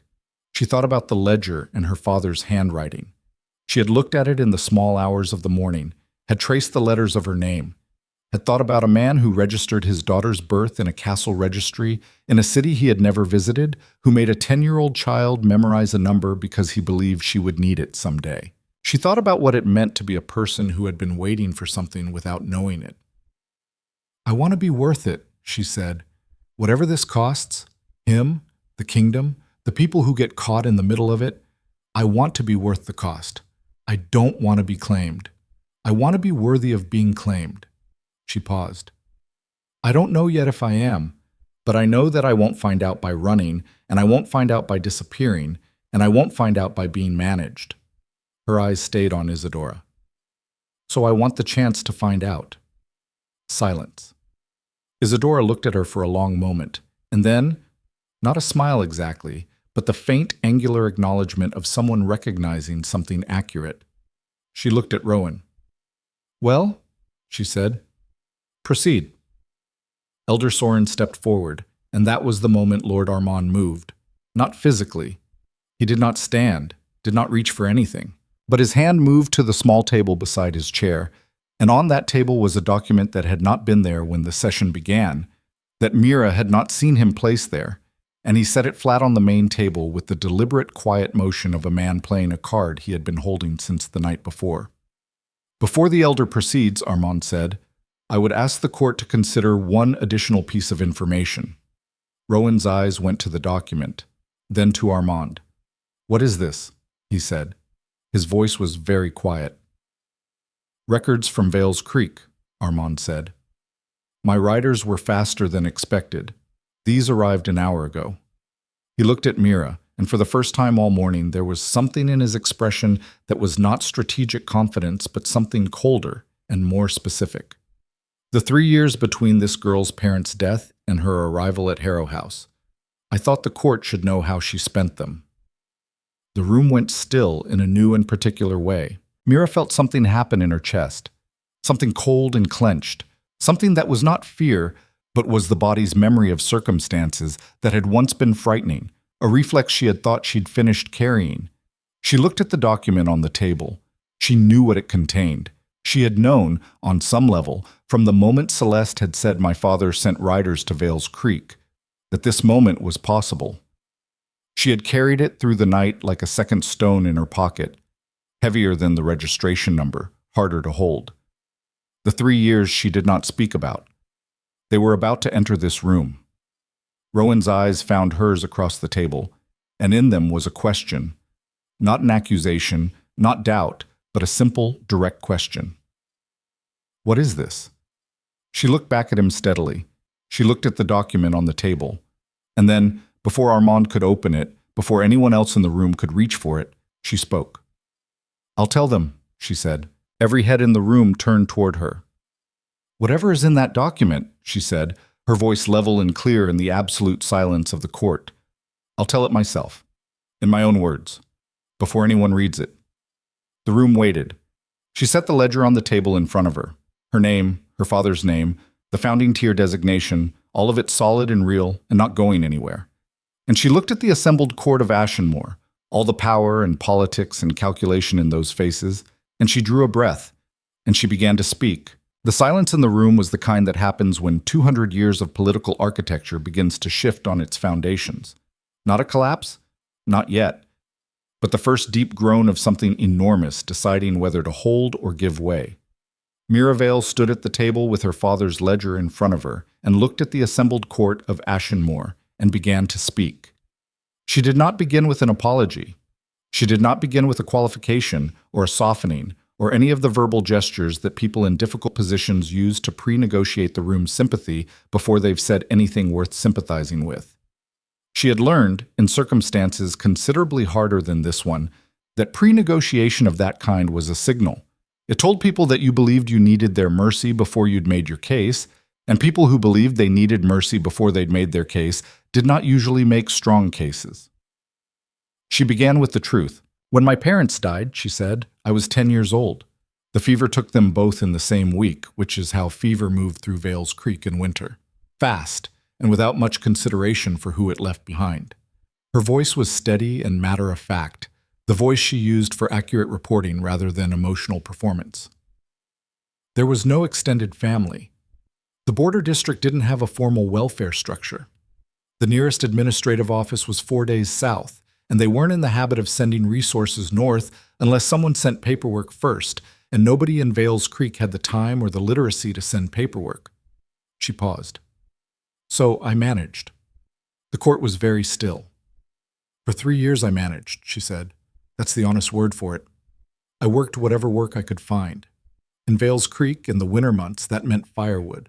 Hauling it, splitting it, selling it for a few coins at a time to households that had more than I did. In summer, it meant field work. I moved between 3 different farms over 2 seasons, sleeping in barns when the farmer was willing and under them when they weren't. She looked at the document on the table, Armand's document, the one his fast riders had brought back from the border district. I know what's in that record. I know because I was there when parts of it were written. Lord Armand had not touched the document since placing it on the table. He was watching her with the particular stillness of a man who had prepared for several versions of this moment, and was now encountering a version he had not anticipated, not because the content was different from what he'd expected, but because the delivery was. He had expected shame. He had calculated shame into his strategy. He had not calculated honesty. In the second winter, Mira continued, I was caught stealing from a storage house on the edge of town, bread in a blanket. It was that or not survived a spring, and I chose surviving. She held the room's gaze, moving her eyes slowly across the faces at the table. Armand, Dunmore, the council members, Isadora, Rowan. I was 12 years old. The town elder fined me. I couldn't pay the fine, so I worked it off over 4 months in the elder's household. That is almost certainly what's in that document, along with the supplementary record that was added the following year when I was caught a second time. Not stealing, but trespassing, because I'd been sleeping in the granary during a cold snap that took 3 adults in Vales Creek who had better shelter than I did. The room held its collective breath. I'm not telling you this to ask for your sympathy, she said. I'm telling you because Lord Armand brought that record here to make you afraid of me, or contemptuous of me, or uncertain of my character. And I'm telling you myself so that the decision about what to make of it belongs to you and not to him. She looked directly at Armand. The girl in that record survived the border district. She survived 3 winters without family or pack or any of the structures that people in this room have had their entire lives. And then she walked south and found work and spent 4 years learning every skill her position required, and she kept every commitment she made, and she harmed no one. A pause, clean and deliberate. That is the character that record describes. Read it however you choose. The silence that followed was different from the silences that had preceded it. It was not the silence of shock. Shock had a specific texture, high and thin, like the air after something breaks. This was denser, more interior. The silence of a room full of people recalculating the same information under the influence of a new variable. Rowan had not moved. He sat at the head of the table with his hands flat on its surface, and his face doing the thing it did when he was thinking with complete precision. Very still, very present, stripped of everything that wasn't essential. His eyes were on Mira, and in them was something she recognized because she had seen it once before, briefly, in the ballroom when she'd said, "Let me think before you commit yourself." That particular quality of respect, deep and immediate, that arrived without preamble. Lord Armand looked at the document on the table. He looked at it for a long moment, in the way that a man looks at a weapon he has just realized is pointing in the wrong direction. Then he looked at the room. The room was not looking at him the way it had been looking at him 20 minutes ago. 20 minutes ago, the room had been arranged around his argument. The noble families had come to this session understanding that Armand was the architect of the morning, that his legal challenge was the procedural mechanism through which the court would extract itself from the previous evening's disruption, and that the appropriate response was to allow him to set the terms. That was the understanding. The understanding had shifted, not dramatically, not all at once, but Mira could see it in the individual faces, the councilmen whose expressions had moved from the professional neutrality of men following procedure to something more conflicted, something that was genuinely thinking rather than just processing. The two younger lords at the far end of the table, who were watching her with the open attention of people who had not yet decided what they believed and were still actually deciding. Even Lord Dunmore, who had been Armand's closest ally since the previous evening, had a face that was doing something complicated. It was Councilman Bren who spoke first. He was the older of the two councilmen, with the weathered, careful face of a man who had served the North for a long time and had survived by being accurate. "The trespassing and theft charges," he said slowly. "Were they expunged?" Mira looked at him. "Yes. By the town elder himself when I left for the South. He wrote a clearance letter. I have it." "You have it with you?" "I have it in my cloak," she said, because she had learned, somewhere in the 3 years the document described, that you kept the papers that proved you were a person, and you kept them close. She pulled the letter from the inner pocket of her cloak, folded, creased, worn soft along the folds from years of being carried, and she set it on the table beside the ledger. Bren looked at Armand. Armand's jaw was set with the controlled tension of a man managing a significant recalibration in real time. "The legal challenge stands," he said. "Regardless of the character question, the matter of pack registration has been resolved," Aldrich said, from his position at Rowan's shoulder, with the patient finality of a man who has been waiting to use that sentence for 20 minutes. "Authentication is still subject to council review," Armand said. "A document of this age found at this convenient—" "Lord Armand." Rowan's voice was quiet. It had been quiet all morning. The quietness had not changed in quality throughout the entire session, which was in itself a message to anyone paying attention. A king who shouts is managing his anger. A king who never raises his voice doesn't need to. "I want to be precise about what's happening here, so that we're all operating from the same understanding." The room waited. "You brought a legal challenge," Rowan said. "The challenge has been answered by the Royal Registry, authenticated and sealed, which is the highest legal standard available in this court. You brought a character challenge. That challenge has also been answered by the person herself, in her own words, which I'm going to suggest was rather more effective than anything your document was going to accomplish." He paused. "Do you have a third challenge prepared, or shall we proceed?" The silence that followed was the longest one of the morning. Armand looked at Rowan. His expression was controlled, but beneath the control was something that Mira could see with the particular clarity of someone who had learned to read the emotional weather of rooms that were dangerous. He was not defeated. He was not, in fact, anywhere close to defeated, because the resources available to a man of his position and his patience were not exhausted by a single failed morning. He was recalibrating, filing, deciding what the next move was from the new position. But in this room, in this moment, with the court watching and the authentication seal on the table and the clearance letter beside the ledger, in this specific moment, he had no move that did not cost him more than he was willing to spend publicly. "Proceed," he said, and sat back. Elder Soren stepped forward. The confirmation was not ceremonial in the way that court ceremonies usually were. It was not scripted or choreographed. It did not involve the formal staging that official events in Ashenmoor typically employed. Soren had been confirming mate bonds for 4 decades and had performed the ritual in barns and frontier camps, and in the middle of arguments, and once, reportedly, during a blizzard. And he was not a man who required architectural grandeur to do his work properly. He stood between Rowan and Mira at the end of the long table, and he looked at them both and he asked the question that the tradition required. "Do you feel the bond?" "Yes," Rowan said. Mira looked at the old wolf's steady eyes, and she thought about Wild Violet and Clean Rain and a compass needle swinging north, and about her name in a ledger that her father had written 18 years ago, as though he knew she would need it, and about a king who had said, "I'm not going to choose wrong," and had meant it in a way she could feel. "Yes," she said. Soren placed his hands briefly on both their arms, a gesture that was simple and very old, the kind of gesture that contains its meaning entirely in the doing of it. "The bond is confirmed," he said, "witnessed by the court of Ashenmore, on record, by the authority of the elder tradition." He looked at the room. "It is what it is." The room received this. And then something happened that Mira had not expected. One of the younger lords at the far end of the table, she would learn later that his name was Corwin Steele, that he held territory in the far northwestern frontier, that he had come to the ball not with a daughter to present, but as a political observer, and that he had spent the morning watching everything with the attentive silence of someone who had his own opinions about the noble houses and their influence on the northern kingdom, stood up. He didn't make a speech. He didn't say anything at all. He simply stood, which in the context of court procedure was itself a statement, a physical vote cast in the grammar of formal assembly. Mira stared at him. He looked back at her steadily and gave a single nod and remained standing. A pause. 15 seconds, perhaps.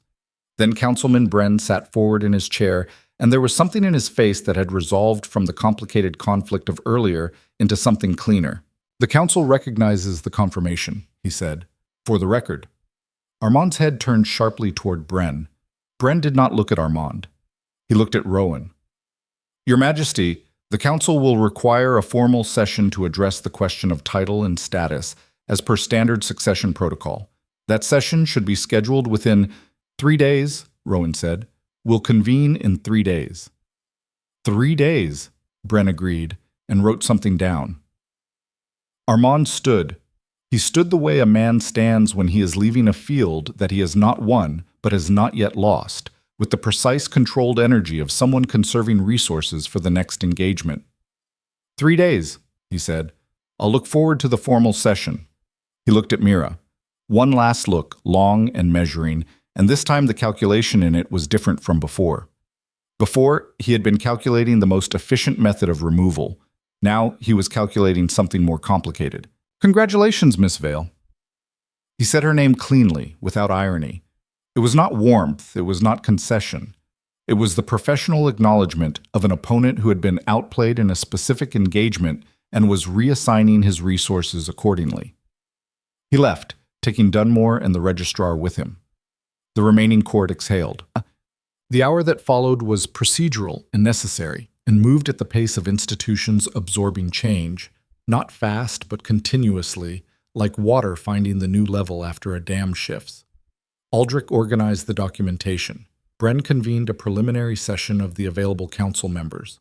Lord Corwin Steele, it emerged, had opinions about the current distribution of noble house power in the north that he had been developing for some time, and that the morning's events had moved him to begin expressing, which created a conversation at the far end of the table that Mira observed with the careful attention she gave to things that would matter later.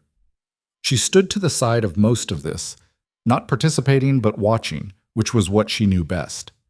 Wren had brought her a cup of tea at some point, which she held in both hands and was grateful for without making a production of the gratitude. Isadora found her there. The Queen Mother moved with the particular efficiency of someone who had chosen their moment deliberately, and she arrived at Mira's elbow while the rest of the room was occupied and stood beside her for a moment without speaking. Mira waited. "That speech," Isadora said finally. "Yes?"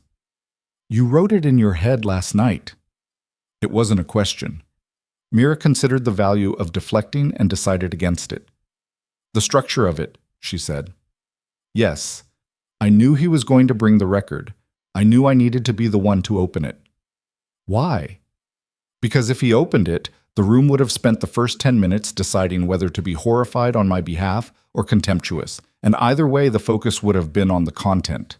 If I opened it, the focus had to be on who I am now and why I'm not ashamed of who I was then." She paused. "Shame is the mechanism. If you take it away from them, they have to find a different argument." Isadora was quiet for a moment. "How old are you?" she said. 22. "Where did you learn that?" "Vales Creek," Mira said. "And the 3 years after?" "And 4 years at Harrow House." She looked at her tea. "Difficult circumstances are an excellent education if you survive them." Isadora looked at her with the honest, measuring gaze of a woman who had spent 40 years accurately assessing people and was doing so now without the social lubricant of kindness or the social friction of hostility. Just looking, clearly, at what was there. My son waited 32 years, Isadora said. I thought he was being obstinate. His father was the same way. Wouldn't look at anyone else once he'd found me, which I found extremely flattering and occasionally extremely inconvenient. Something moved through her expression that was private and brief. I understand now what he was waiting for. She said it simply, without performance, the way you acknowledge a fact that requires no decoration. Mira looked at her. Are you telling me you accept this? I'm telling you, Isadora said carefully, that I am a woman who has spent 40 years understanding how power works in this kingdom. And I am looking at you and I am seeing someone who understands it too. Not as theory, not as courtly education, but as survival knowledge, which is a different kind of intelligence, and in my experience considerably more reliable. She paused. I'm also telling you that the court session in 3 days is going to be the hardest thing either of you has faced yet. Armand didn't leave this room defeated. He left it rescheduling. I know. Do you have anything else? Isadora asked. Anything in your history, anything in your background, anything that hasn't come out yet that he could use? The question was direct and completely without malice, the pragmatic thoroughness of a woman doing triage. Mira thought about it honestly. Nothing criminal, she said. Nothing that can be made criminal. The clearance letter covers the border district record. My PAC registration is in the ledger. She paused. I have no noble connections, no political relationships, no allies in this court, and no money. That's not a secret. That's just accurate. No money and no allies, Isadora said. Not yet.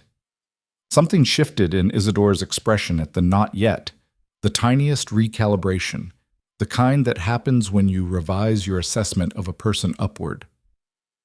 I'll speak to Lord Steele this afternoon, Isadora said.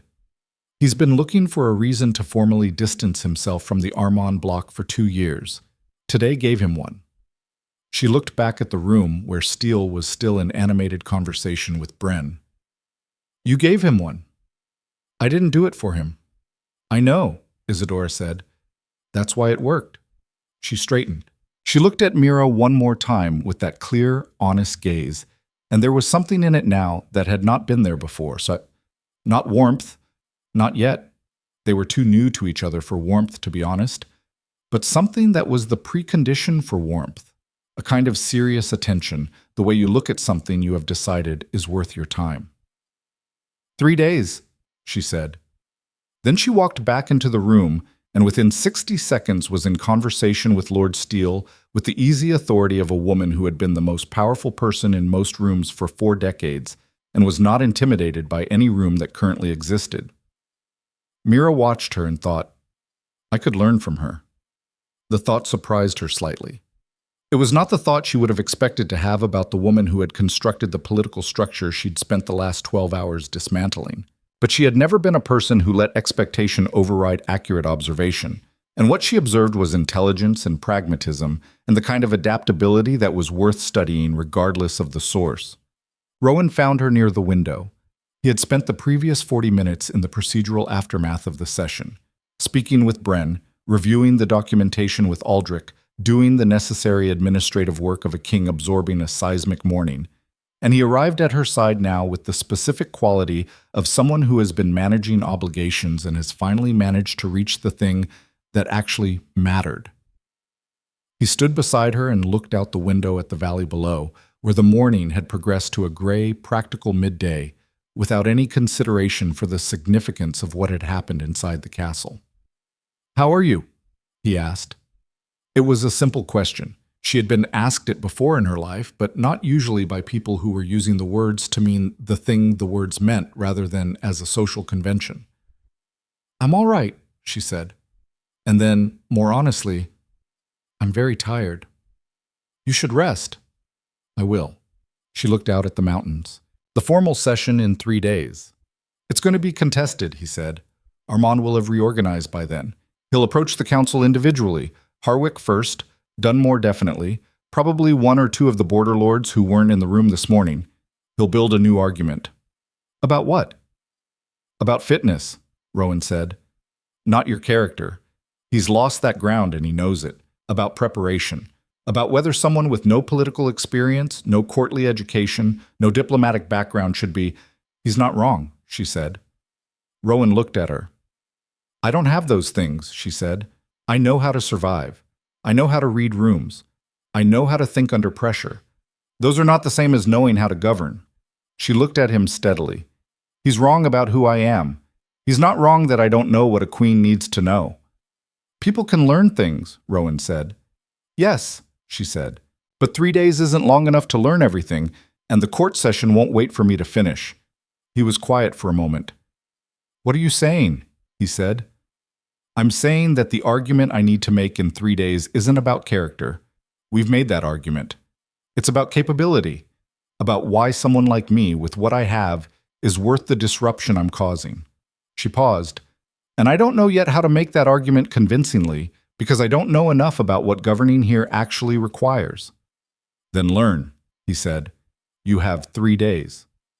She looked at him with an expression that was not skepticism. She had moved past skepticism about him somewhere in the last 12 hours. But something more thoughtful. I'd need access, she said. Real access. Not the guest room version. Not the managed introduction to court life. I'd need to sit in the rooms where actual decisions are made and watch how they're made and understand why they're made that way. Done, he said.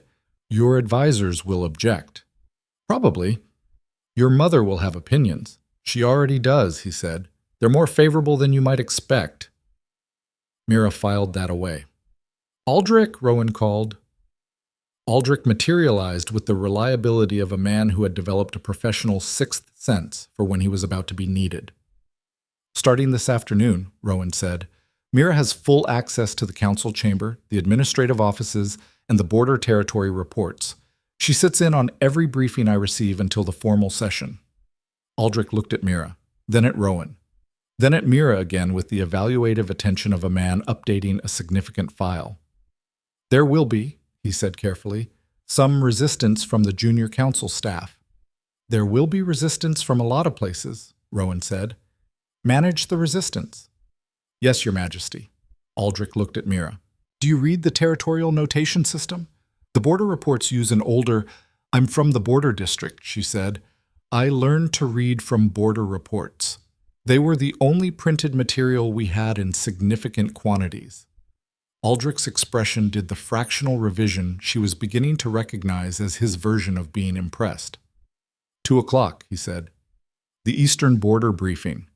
I'll leave a copy of the notation guide in the North Wing study regardless. The older system has several variations that diverged after the consolidation. He walked away already organized. Mira looked at Rowan. You're not going to manage me, she said. It was not a question. No, he said, or protect me from the things that are hard. I'll protect you from threats, he said. I won't protect you from difficulty. You'd find that insulting. She would. She absolutely would. She nodded once, the way she made agreements, cleanly, without decoration. Heat. The afternoon was the hardest kind of hard, the kind where nothing dramatic happens and everything matters. She sat in the Eastern Border Briefing at 2 o'clock in a chair along the wall, not at the table, that would come later, that needed to be earned, and she listened to 3 hours of territorial reports, supply assessments, pack loyalty assessments, and administrative disputes between frontier settlements and the Central Administrative Office. She said nothing. She watched how the information moved through the room, who spoke first, who deferred to whom, whose analysis was weighted and whose was noted but set aside. She took mental notes with the same focused precision she had applied to every skill she had ever needed to acquire, and she thought about which of the things she was hearing she actually understood and which ones she needed to understand better before 3 days from now. At 5 o'clock, when the briefing ended and the advisors filed out, Aldrich set a stack of territorial reports on the chair beside her without being asked, along with the notation guide he had mentioned. The Northwest Frontier Pack Loyalty Assessment is the most relevant to the current political situation, he said. Lord Armand controls 2 of the 3 fortress positions that monitor the Northwest Supply Corridor. Understanding why that matters requires understanding the supply corridor's relationship to the Frontier Pack settlements. He paused. Which are documented in the third report from the bottom. She looked at the stack. Why are you helping me? She said. He looked at her with the measured honesty that seemed to be his default mode. Because I confirmed the bond before Soren did, he said, which means I made a decision at that point about which side of this I was on. And because... He paused, and something moved through his face that was brief and genuine. I have served 4 kings. The first 3 were fine men in various ways. The current king is the best of them by a considerable margin, and he has been waiting for something real for 32 years. And whatever else I think about the complications of this situation, I believe that this is real. He looked at the stack of reports. The Northwest Frontier Report. Third from the bottom. He left. She worked until midnight. On the second day, she made a mistake. In the morning session with the Administrative Council, she asked a question about the border territory water rights dispute, a complicated, long-running conflict between 3 frontier settlements that had been generating reports for 2 years without resolution. And the question she asked was the wrong question, the question of someone who understood the surface mechanics of the dispute but had missed the underlying political relationship that was generating it. And Councilman Harwick, who had been watching her with the patient hostility of a man waiting for exactly this, leaned back in his chair and said, with precise courtesy, "Perhaps Miss Vale would benefit from reviewing the historical settlement records before contributing to this discussion." The room waited to see what she would do. She looked at Harwick. She thought about several possible responses and selected the one that was both honest and strategically correct. "You're right," she said. "I don't have enough context on the historical settlement records. I'll have them by this afternoon." Harwick blinked. It was not, she understood, the response he had prepared to follow up on. She had the historical settlement records by 11 o'clock, reviewed them through lunch, and at the afternoon session asked a different question. The right question, the one about the underlying political relationship that was generating the dispute rather than the surface mechanics. And it was precise enough that Bren answered it with the respect you give to a question that gets the point. And Harwick, who had been poised for a second courtesy strike, had nothing to follow up on because she hadn't given him anything to follow up on. Rowan, who had been in the room for both sessions, said nothing either time. That evening, he found her in the North Wing study surrounded by reports. "Harwick," he said. "He's good," she said, without looking up. "He's precise and he's patient and he chooses his openings carefully. I underestimated him this morning. You won't underestimate him again." "No." She looked up. "I need the Frontier Pact charter documents, the original founding agreements from the settlement tier. Do you know where—" "Aldrich does." She nodded and looked back at the reports.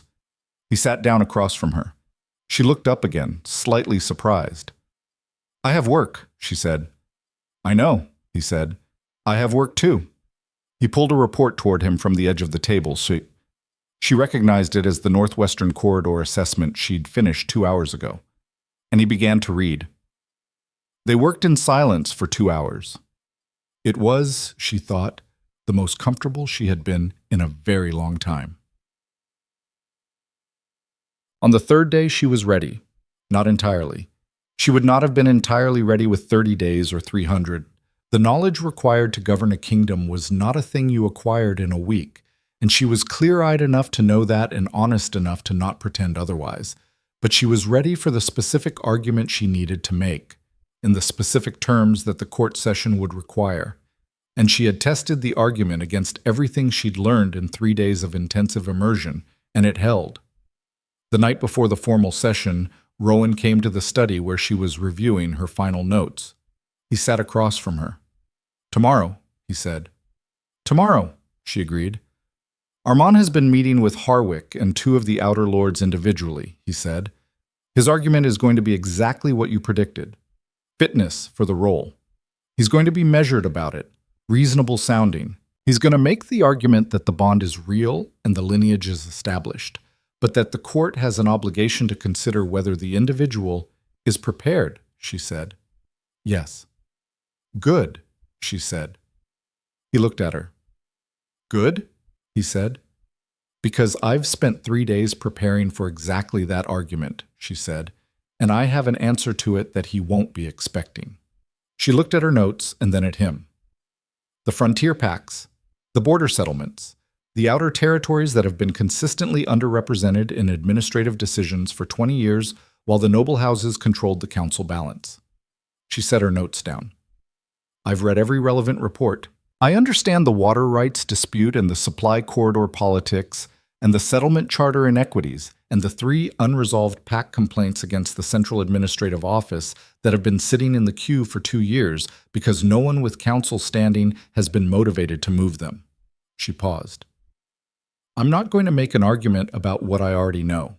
I'm going to make an argument about what I'm going to do. Rowan looked at her across the table with that expression she had been learning, the deep, immediate respect that arrived without preamble. You're going to propose the frontier reform, he said slowly.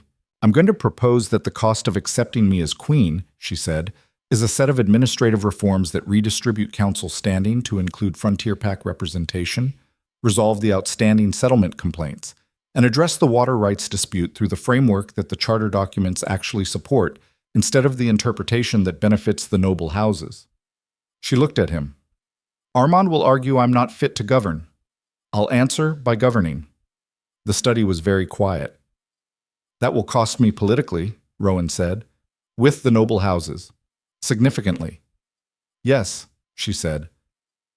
I know, he said. And the way he said I know, simply without performance, with the complete and unhesitating quality of a man who has made a decision and has no uncertainty about it, made something in her chest do the thing it did sometimes, the thing she still didn't have a name for, the recognition that went past the bond and into something she was choosing independently of it. I want to be clear about something, she said. He waited. The bond is real, she said. I know that now. I've known it since the night Soren confirmed it, and I've been learning it more clearly every day since. She looked at him directly. But the reason I'm walking into that court tomorrow isn't because the bond requires it. It's because I've looked at what this kingdom needs, and I believe I can contribute to it. She paused. I want you to know the difference. Rowan was quiet for a long time. Then, the bond brought you into the room, he said. What you did in the room was entirely you. She looked at him. I know the difference, he said. I've been watching for 3 days. The study was quiet around them, the report stacked, the fire lower than it had been, the castle settling into its nighttime sounds. And in the morning, there would be a formal session and a contested vote, and a court that was still half convinced that an orphan from the border district had no business standing in the spaces she was currently standing in. But tonight, in this room, Miravail sat across from the Alpha King of Ashenmore, with her father's ledger on the table between them and 3 days of work behind her and tomorrow's argument clear in her mind, and she felt something she had not felt in a very long time. Not safe. She was too honest for that. But certain. And for a person who had spent most of her life navigating uncertainty, certain was better than safe. Get some rest, Rowan said. She looked at the stack of reports she'd intended to review once more. Leave them, he said. You know them. Sleep. She left them, not the fractured surface-level sleep of the previous 2 nights, where she had been half-conscious of the guard outside the door and the sounds of the castle and the weight of what was coming, but real sleep, deep and complete, the kind that only arrives when the body decides that the mind has done enough preparation and the rest is going to happen without additional rehearsal. She woke before dawn. The fire in the north wing study had burned down to coals, and the mountain air coming through the gap in the window was cold in the particular way of early spring in high country. Sharp enough to be clarifying, not cold enough to be punishing. She sat up in the chair where she had apparently fallen asleep after leaving the reports, and she looked at the dark rectangle of the window and the first gray suggestion of light beginning at the edge of the Thornwall peaks, and she thought, today. She washed her face. She braided her hair back, not in the servant style, the simple functional plait she had worn for 4 years at Harrow House, but in the border district style her mother had taught her before the fever, the one that took longer and required both hands, and that she had not used in years because there had been no occasion for it, and no one who would have noticed or cared. It was a small thing. It was entirely a small thing. But she found that small things mattered this morning, the specific small choices that said something about who you were showing up as. She put on the cloak. It was still the only garment she owned in this castle, and she wore it with the same deliberateness with which she wore everything that was genuinely hers. Wren appeared at the door at 6 o'clock with a tray of food and the look of someone who had also not slept particularly well, but was not going to mention it. "The session convenes at 9, Wren said. "I know. Lord Armand arrived at the council chamber an hour ago. He's been there since 5. Mira looked at the tray. She ate, thoroughly, without rushing, because she had learned in circumstances where meals were not guaranteed that you ate when the opportunity existed, and you didn't let anxiety steal calories you were going to need. And she reviewed her argument one more time in the clean, quiet theater of her own mind, checking for weaknesses the way you check a rope before trusting your weight to it. It held. At 8 o'clock, a knock at the door produced not Wren but Aldrich, carrying something draped over his arm. "From the Queen Mother," he said. He held it out. It was a dress. Not elaborate. Isidore had apparently understood that elaborate would be wrong, would read as costume, as a servant girl playing dress-up, but beautifully made, in the deep gray-green of northern conifer forests, clean-lined and serious. The kind of dress that said, "I belong in this room," without saying, "I'm trying to belong in this room." There was a note pinned to the collar in Isidore's precise handwriting. "You said you want to be worth it. Dress like you already are." Mira held the dress for a moment. Then she put it on. Bond. The formal council chamber of Ashenmore Castle had been designed by its architect to convey, through pure geometry, the nature of authority. A long room with high ceilings and narrow windows that directed light downward onto the central table, so that whoever sat at that table sat in illumination while the walls remained relatively dim. The effect was not accidental. It concentrated attention and made the center of the room feel like the only place that mattered. Mira entered at 5 minutes before 9. The table was full. Lord Armand at the right flank, exactly where he had positioned himself 3 days ago, but today with a more complete alliance around him. Harwick to his immediate left, 2 of the outer lords she had seen watching carefully on the first morning, and a 4th man she didn't recognize who had the look of a legal specialist brought in for the occasion, carrying a satchel more elaborate than Registrar Hollis's had been. Dunmore at the far end, with the expression of a man who had made his calculation and was present to observe rather than to commit. Lord Corwin Steele on the opposite side, with Bren beside him, and 2 Frontier Territory representatives who had apparently arrived overnight. She noted that and filed it, because Frontier representatives appearing on the morning of the formal session was not accidental, which meant someone had sent for them, and the most likely person who had sent for them was sitting at the head of the table. Rowan. He was already there. He looked at her when she entered, the same way he had looked at her across the ballroom 6 days ago, before any of this had been spoken, or confirmed or named, the same compass needle quality. And something in her chest settled into alignment the way it did when she was near him. The physical reality of the bond that she had stopped questioning 3 days ago and had simply begun to include in her understanding of her own experience. She took the chair that had been placed at the table, not along the wall, at the table, between Bren and Lord Steele, which was not the most powerful position and was clearly deliberate. Aldrich's placement, she suspected, the positioning of someone who understood that the center was too exposed for this morning's purpose, and that flanking strength was more useful. Armand noted her position and noted the dress and noted the Frontier representatives across the table, and his expression did the fractional recalibration she had learned to read in 3 days of observation. He had prepared for a version of this morning that was no longer exactly the morning that had arrived. Rowan convened the session. "The purpose of this session," he said, "is to formally address the question of title and status for Mira Vale, confirmed mate of the Alpha King of Ashenmore, under Northern Kingdom succession protocol. The floor is open." Armand began. He was excellent. She had known he would be excellent. She had watched him operate for 6 days and had catalogued his methods with the same care she'd applied to everything else. And she understood that he was genuinely skilled at this, that the argument he was making was not simply self-interest dressed in procedural clothing, but a case constructed with real intelligence and real knowledge of the court's anxieties. He did not question the bond. He did not question the lineage. He had lost those grounds 3 days ago, and he was not a man who reinforced failed positions. He built his argument, as she had predicted, on fitness, on preparation. On the difference between a person who was legitimately identified by destiny and a person who was equipped to shoulder the responsibilities that identification carried. The mate bond, he said, with the measured reasonableness of someone who has prepared every word, is sacred, and we honor it.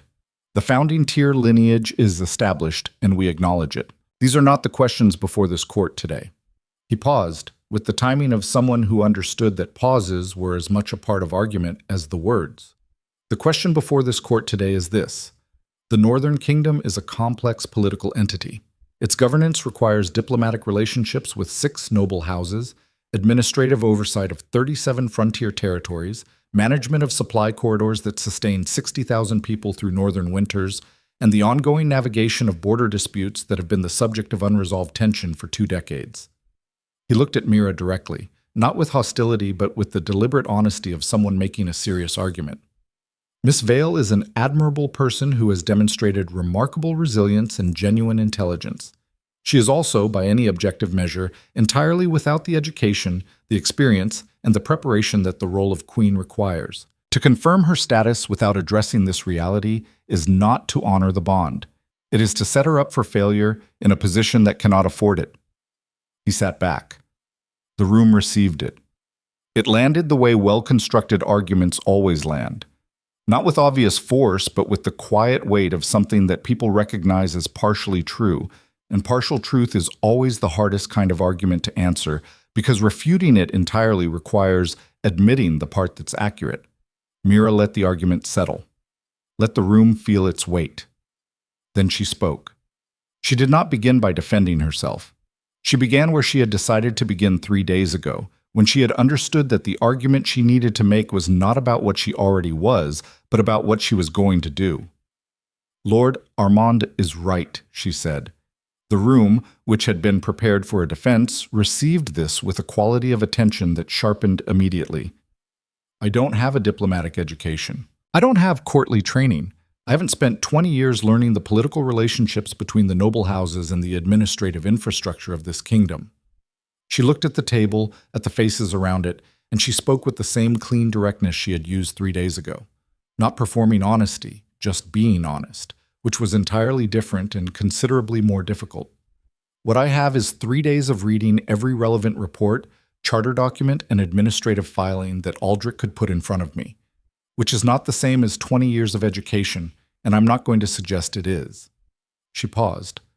What I'm going to suggest instead, she said, is that the question Lord Armand is raising, the question of preparation, of fitness, of whether I can contribute meaningfully to the governance of this kingdom, is a question I can answer better by doing than by arguing, and I'm going to answer it right now.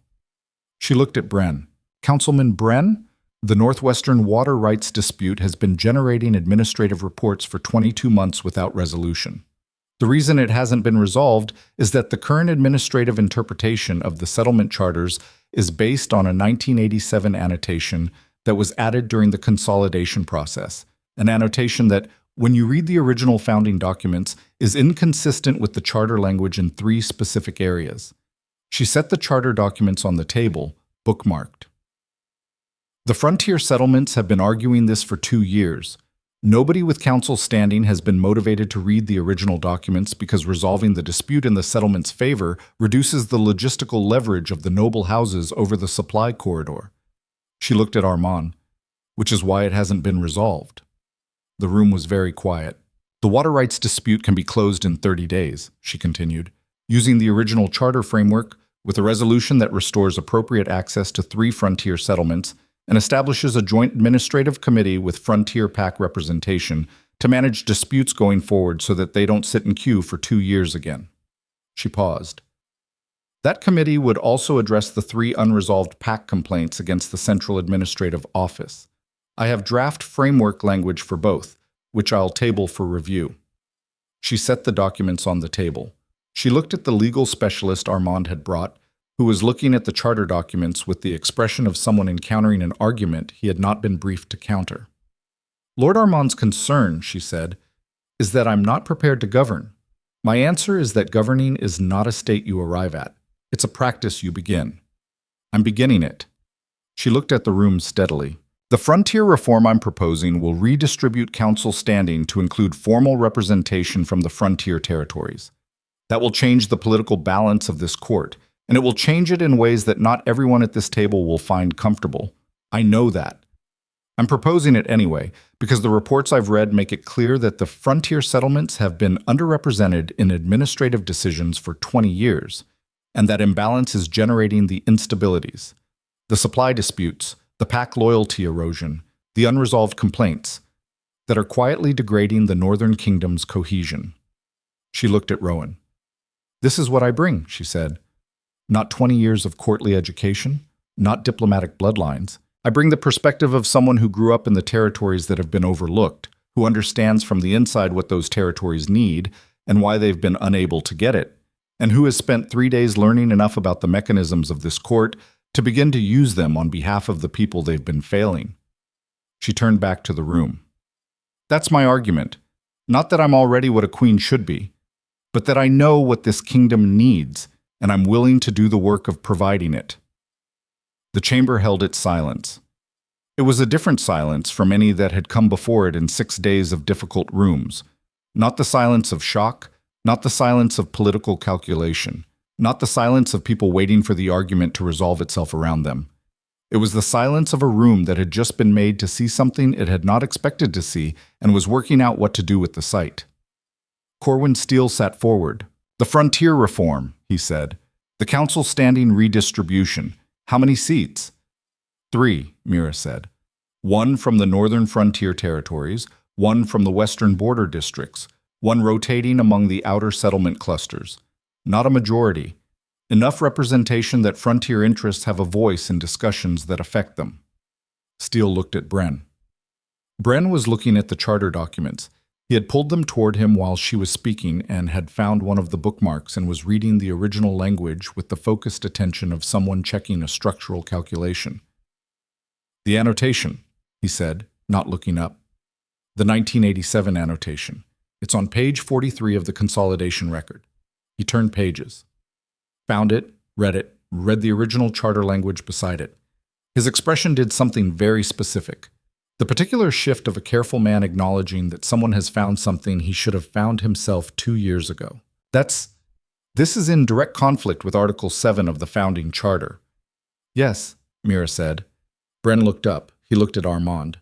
Armand was looking at the table. "Edric," Bren said, and his voice was careful and completely without drama. "Did you know about this annotation?" The room went very still.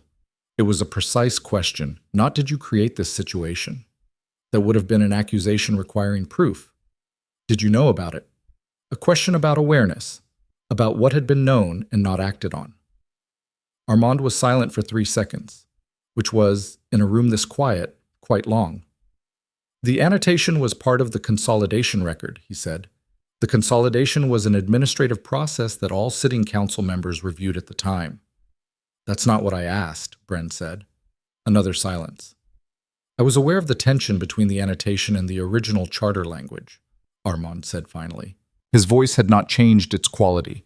Controlled, measured, the voice of a man managing a difficult moment with professional precision. But the content of what he was saying was a significant thing, and the room understood it as a significant thing, and the understanding moved around the table like a wave finding the shore. He had known.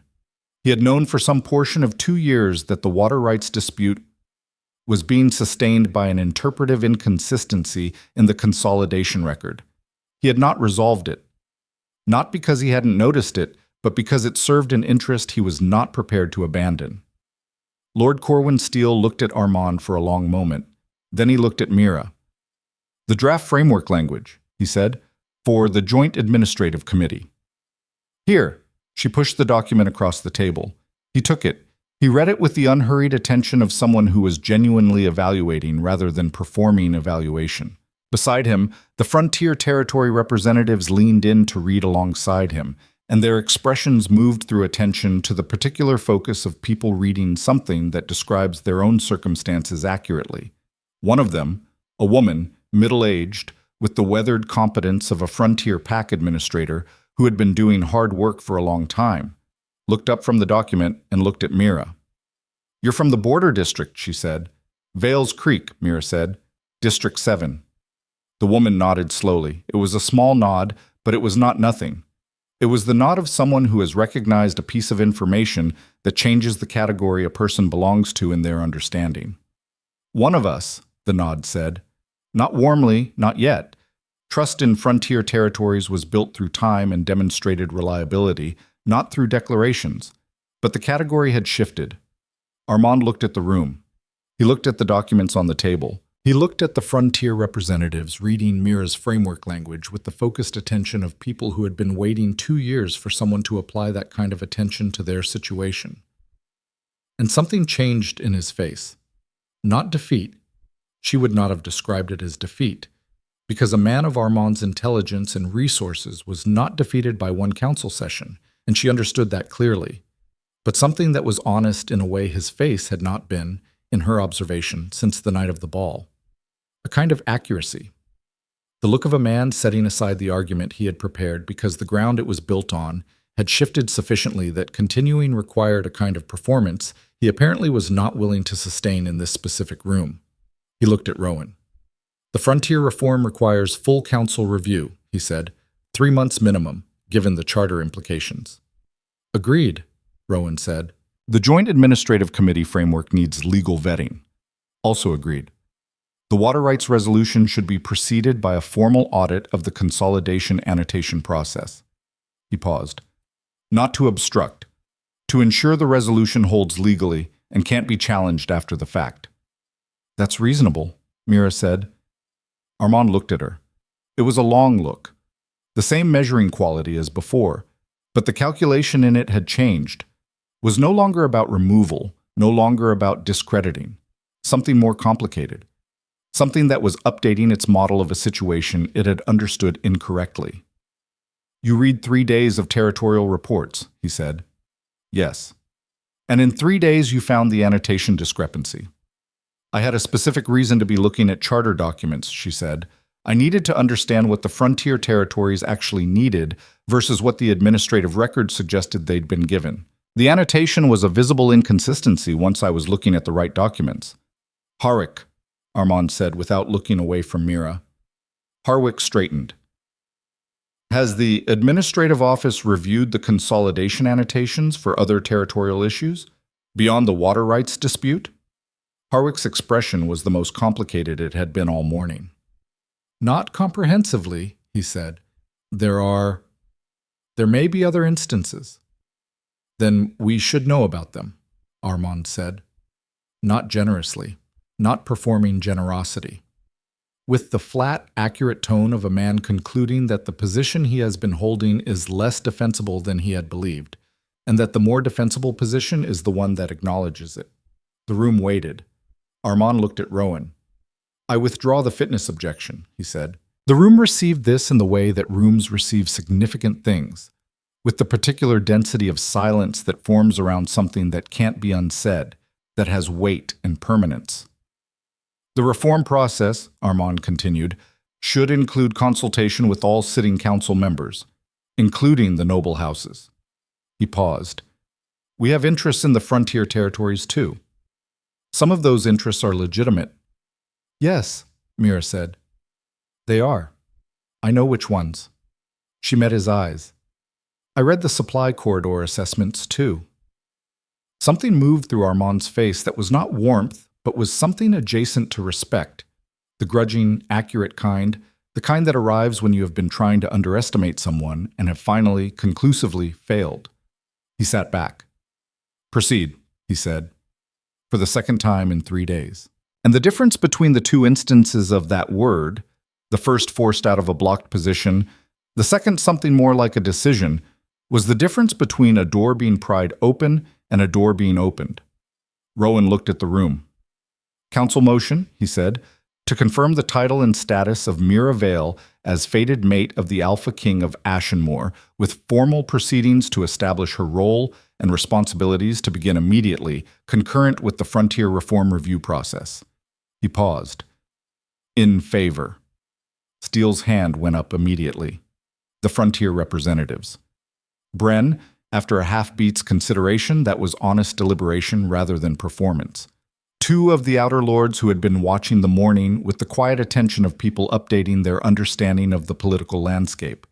Dunmore's hand, after a longer pause, went up. Harwick looked at Armand. Armand's hand went up. Harwick's followed. The motion carried. The room took 40 minutes to clear because rooms like that one never clear quickly. There are documents to collect and conversations to have, and the necessary social choreography of a significant outcome being processed by people who will need to live with it. And all of that took the time it took. Mira stood at the window while it cleared, the same window she had stood at 3 days ago watching the mountains while Isidore asked her what she wanted, and she looked at the Thornwall peaks in the thin spring sunlight and she breathed. She was aware of the moment in the specific way that you are sometimes aware of moments that are going to matter.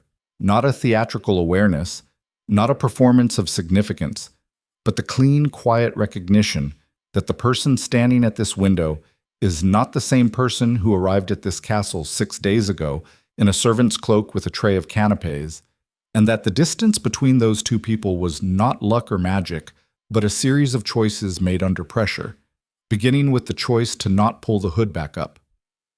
The frontier representative, the woman, the administrator, stopped beside her on her way out.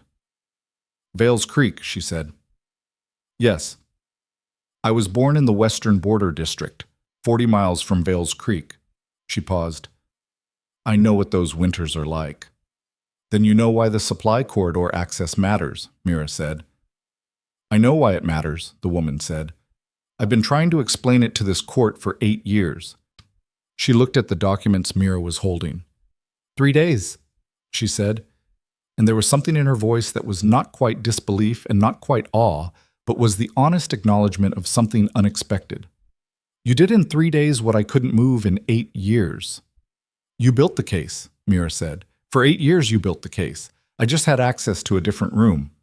She held the woman's gaze. "That's the problem the frontier reform is supposed to fix.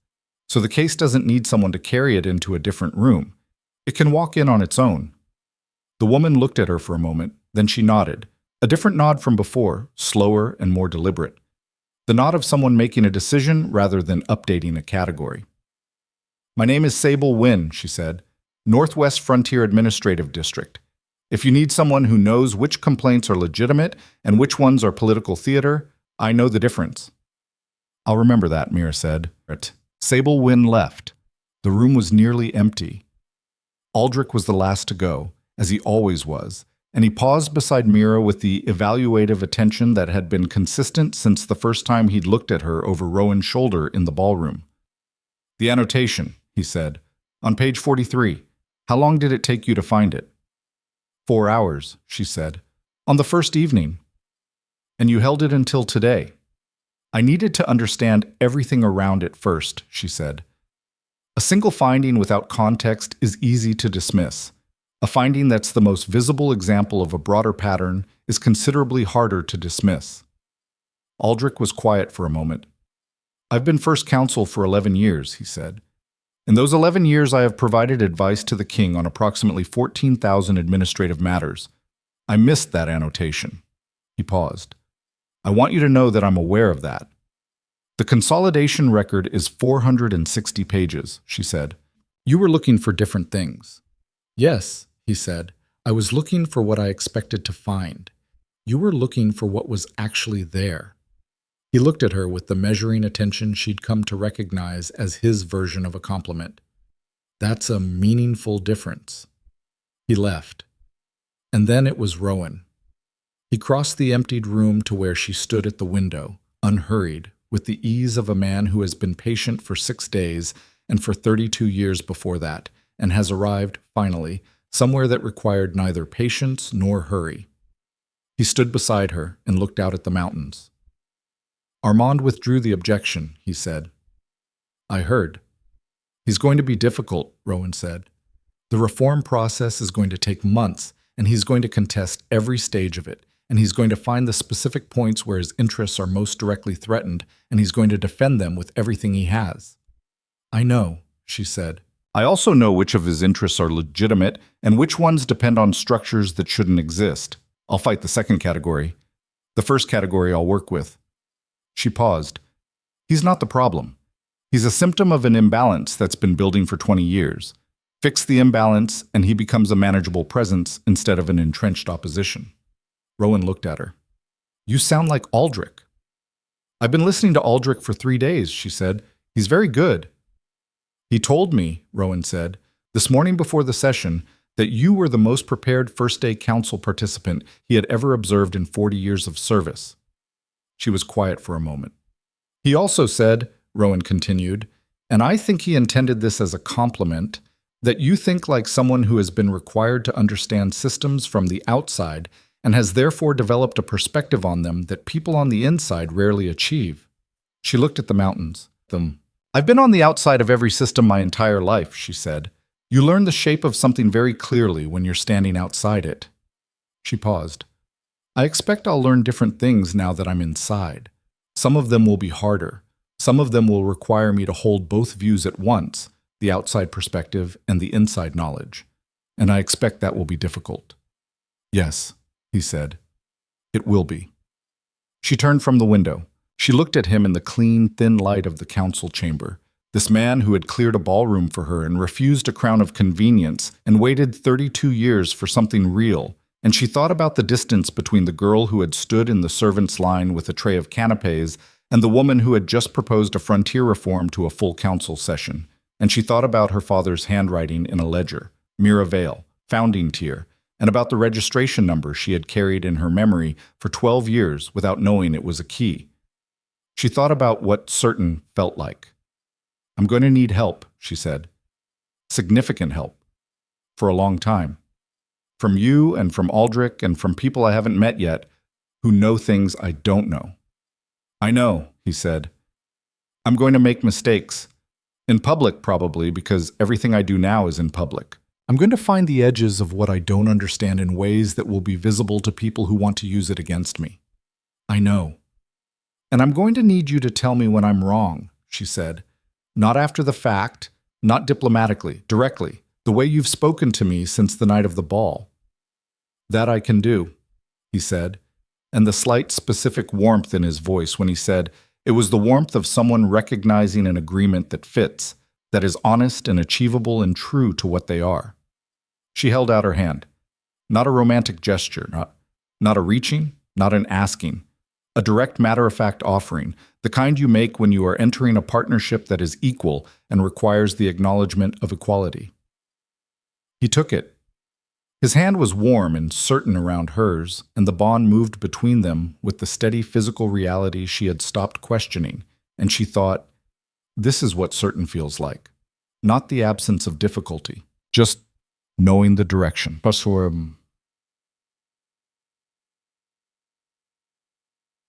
Elder Soren performed the formal bonding ceremony at sunset. He performed it, at Mira's request, in the courtyard rather than the chapel. In the open air, under the sky, with the Thornwall peaks visible to the north and the evening light doing what evening light did in high country, turning the stone walls of Ashenmoor gold and amber and the color of old fire. The court attended because they were required to attend, and they arrived with the various expressions of people navigating a situation that had not resolved the way they had expected and were still working out how to feel about it. But they came. All of them.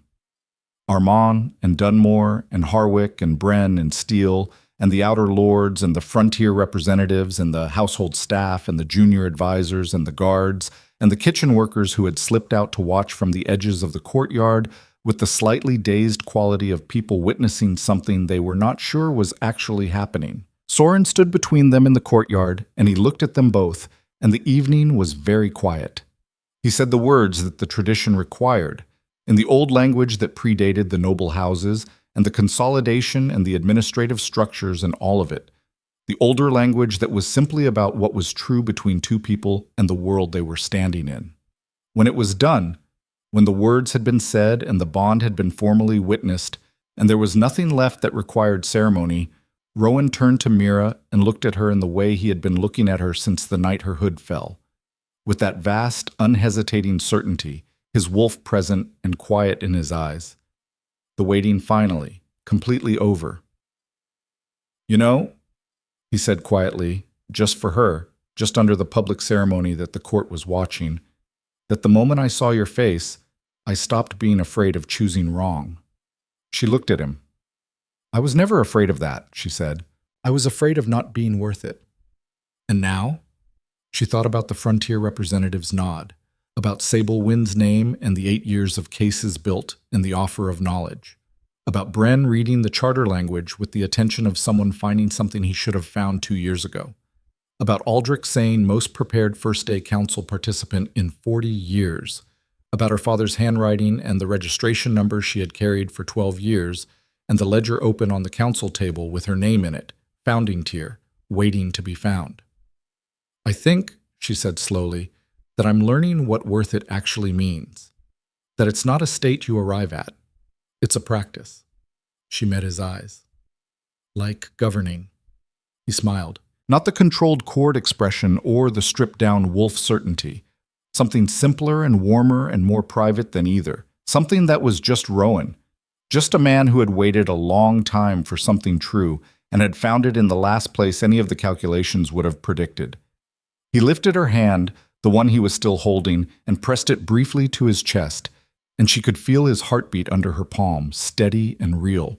The most concrete thing she had encountered in 6 days of extraordinary things. Around them, the court of Ashenmore stood in the golden light of a spring evening that they would all remember, each of them, in the particular way that you remember moments when you understood something to be true that you had not believed was possible. Not all of them were pleased. Not all of them were converted. Armand stood at the edge of the courtyard with the composed face of a man who had lost a significant engagement and had already begun the longer game. And that was accurate. And Mira knew it and did not pretend otherwise. But among the faces she could see, Bren's careful acknowledgement, Steele's open approval, Sable Wynn's slow nod, Aldrich's characteristic expression of something that looked like assessment and was actually something warmer than that. There were also the faces of the frontier representatives, and the household staff at the edges who had come not because they were required to, but because something in the day's events had made them want to witness this particular thing, and a guard named Caden standing at attention with the look of someone who had stood outside a door for 3 nights and felt that the outcome was, on the whole, correct. And at the edge of the courtyard, slightly apart, Queen Mother Isadora stood with her hands folded in front of her and watched her son and the woman he had chosen, and her expression was the most complex thing in a courtyard full of complex expressions. Not simple happiness, nothing in Isadora's face was simple, but the deep private acknowledgement of a woman who had spent 40 years understanding power and was recognizing, with honest accuracy, that what she was watching was the beginning of something that was going to rewrite the shape of what power meant in Ashenmore. She had said, "Dress like you already are worth it." She looked at the girl from Vale's Creek standing in the golden light in the deep conifer green dress, the frontier braid in her dark hair, her father's ledger metaphorically present in everything about how she stood and what she had done today. And she thought that she had been correct. 3 months later, the first meeting of the Frontier Administrative Committee convened in the council chamber. 6 weeks after that, the water rights dispute was formally resolved, using the charter framework that Mira had drafted and Bren had vetted, and 3 legal specialists had reviewed for technical soundness. And the 3 frontier settlements that had been waiting 2 years received the administrative confirmation of access that the original founding documents had always guaranteed them. 2 months after that, the first Frontier Pack representative took his seat on the council, which was a thing that had never happened before in the history of the Northern Kingdom. And the session that day was tense and careful and required 3 recesses, and Armand challenged 4 procedural points with the patient precision of someone conducting a long campaign, and Mira answered all 4 challenges with the equal patience of someone who had spent the intervening months learning, continuously and without stopping, which meant she knew the answers. Harwick, in the 4th recess, told Bren, quietly, in the corridor, in what he did not know was earshot of Aldrich, that the Queen was considerably more difficult to manage than he had anticipated. Aldrich reported this to Mira. She took it as a compliment. Sable Wynn became the Western Frontier Council representative and brought with her 8 years of case files and the comprehensive knowledge of someone who had been building the argument from the outside for a very long time and knew exactly what to do with the door once it opened. The Northwestern Supply Corridor supply disputes decreased by 40% in the first year, which was a number that appeared in Bren's administrative report, and that Rowan read to Mira over breakfast in the North Wing study one morning. And she said, 40% in the first year is good, but the goal is structural. And he said, I know. And they went back to their respective reports, comfortable in the quiet that was theirs now, that had been built over months of shared work, and the kind of closeness that comes from facing hard things together and not pretending they were easy. Armand remained difficult, as promised. He found the points where his interests were most directly threatened, and he defended them with everything he had.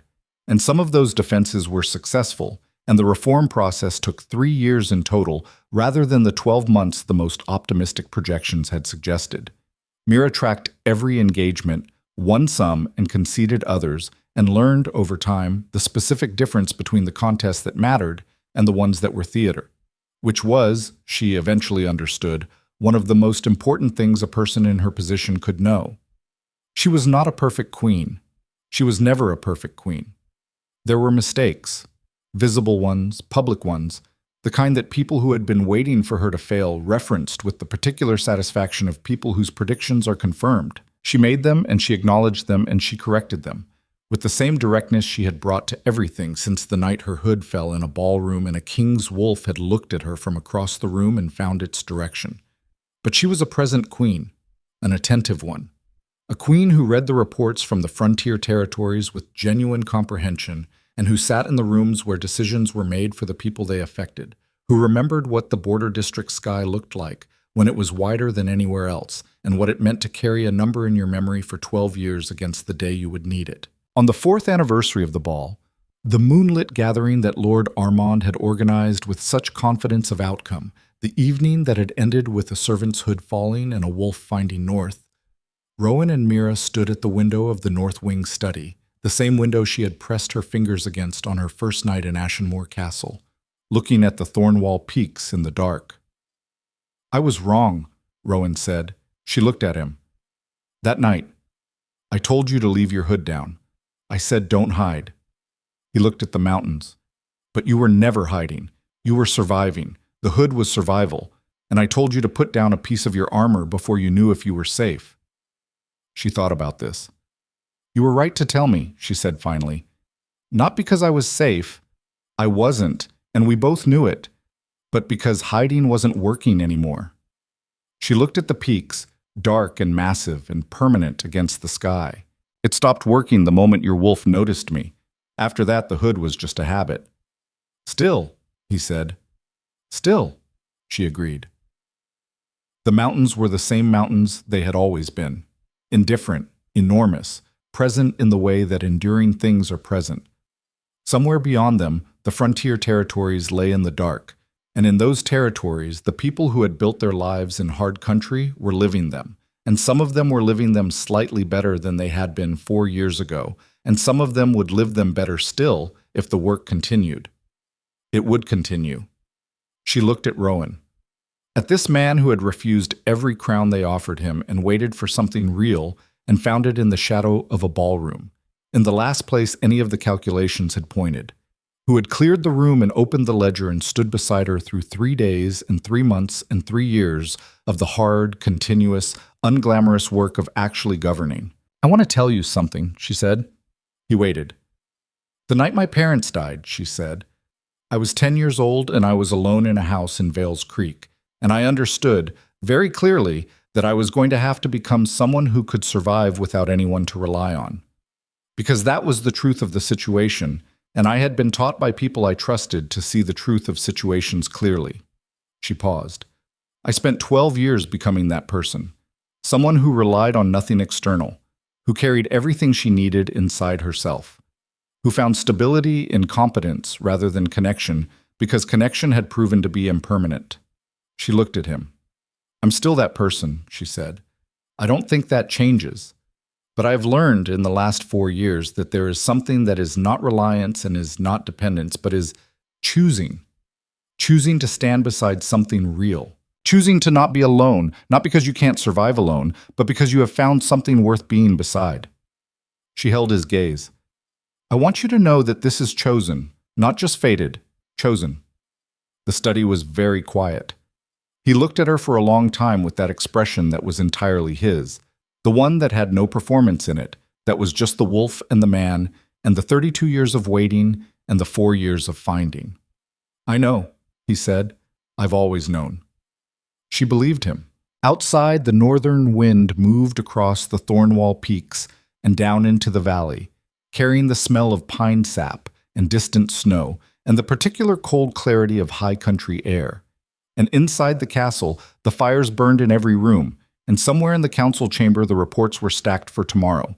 And in the frontier territories, the lights were on in the settlements that had water access now, and pack representation now, and complaints on record that were being addressed rather than queued. The servant who had hidden in shadows stood at the window of the north wing study of Ashenmore Castle, beside the king who had refused every crown but the right one, and looked at the mountains she had grown up beneath. And she was home in the way that people are sometimes home, not in a place exactly, but in the truth of who they are and who they have chosen, the self that was forged in hard country and carried through hard years and was finally, completely, standing in the light. Not because destiny had arranged it, because she had refused to disappear.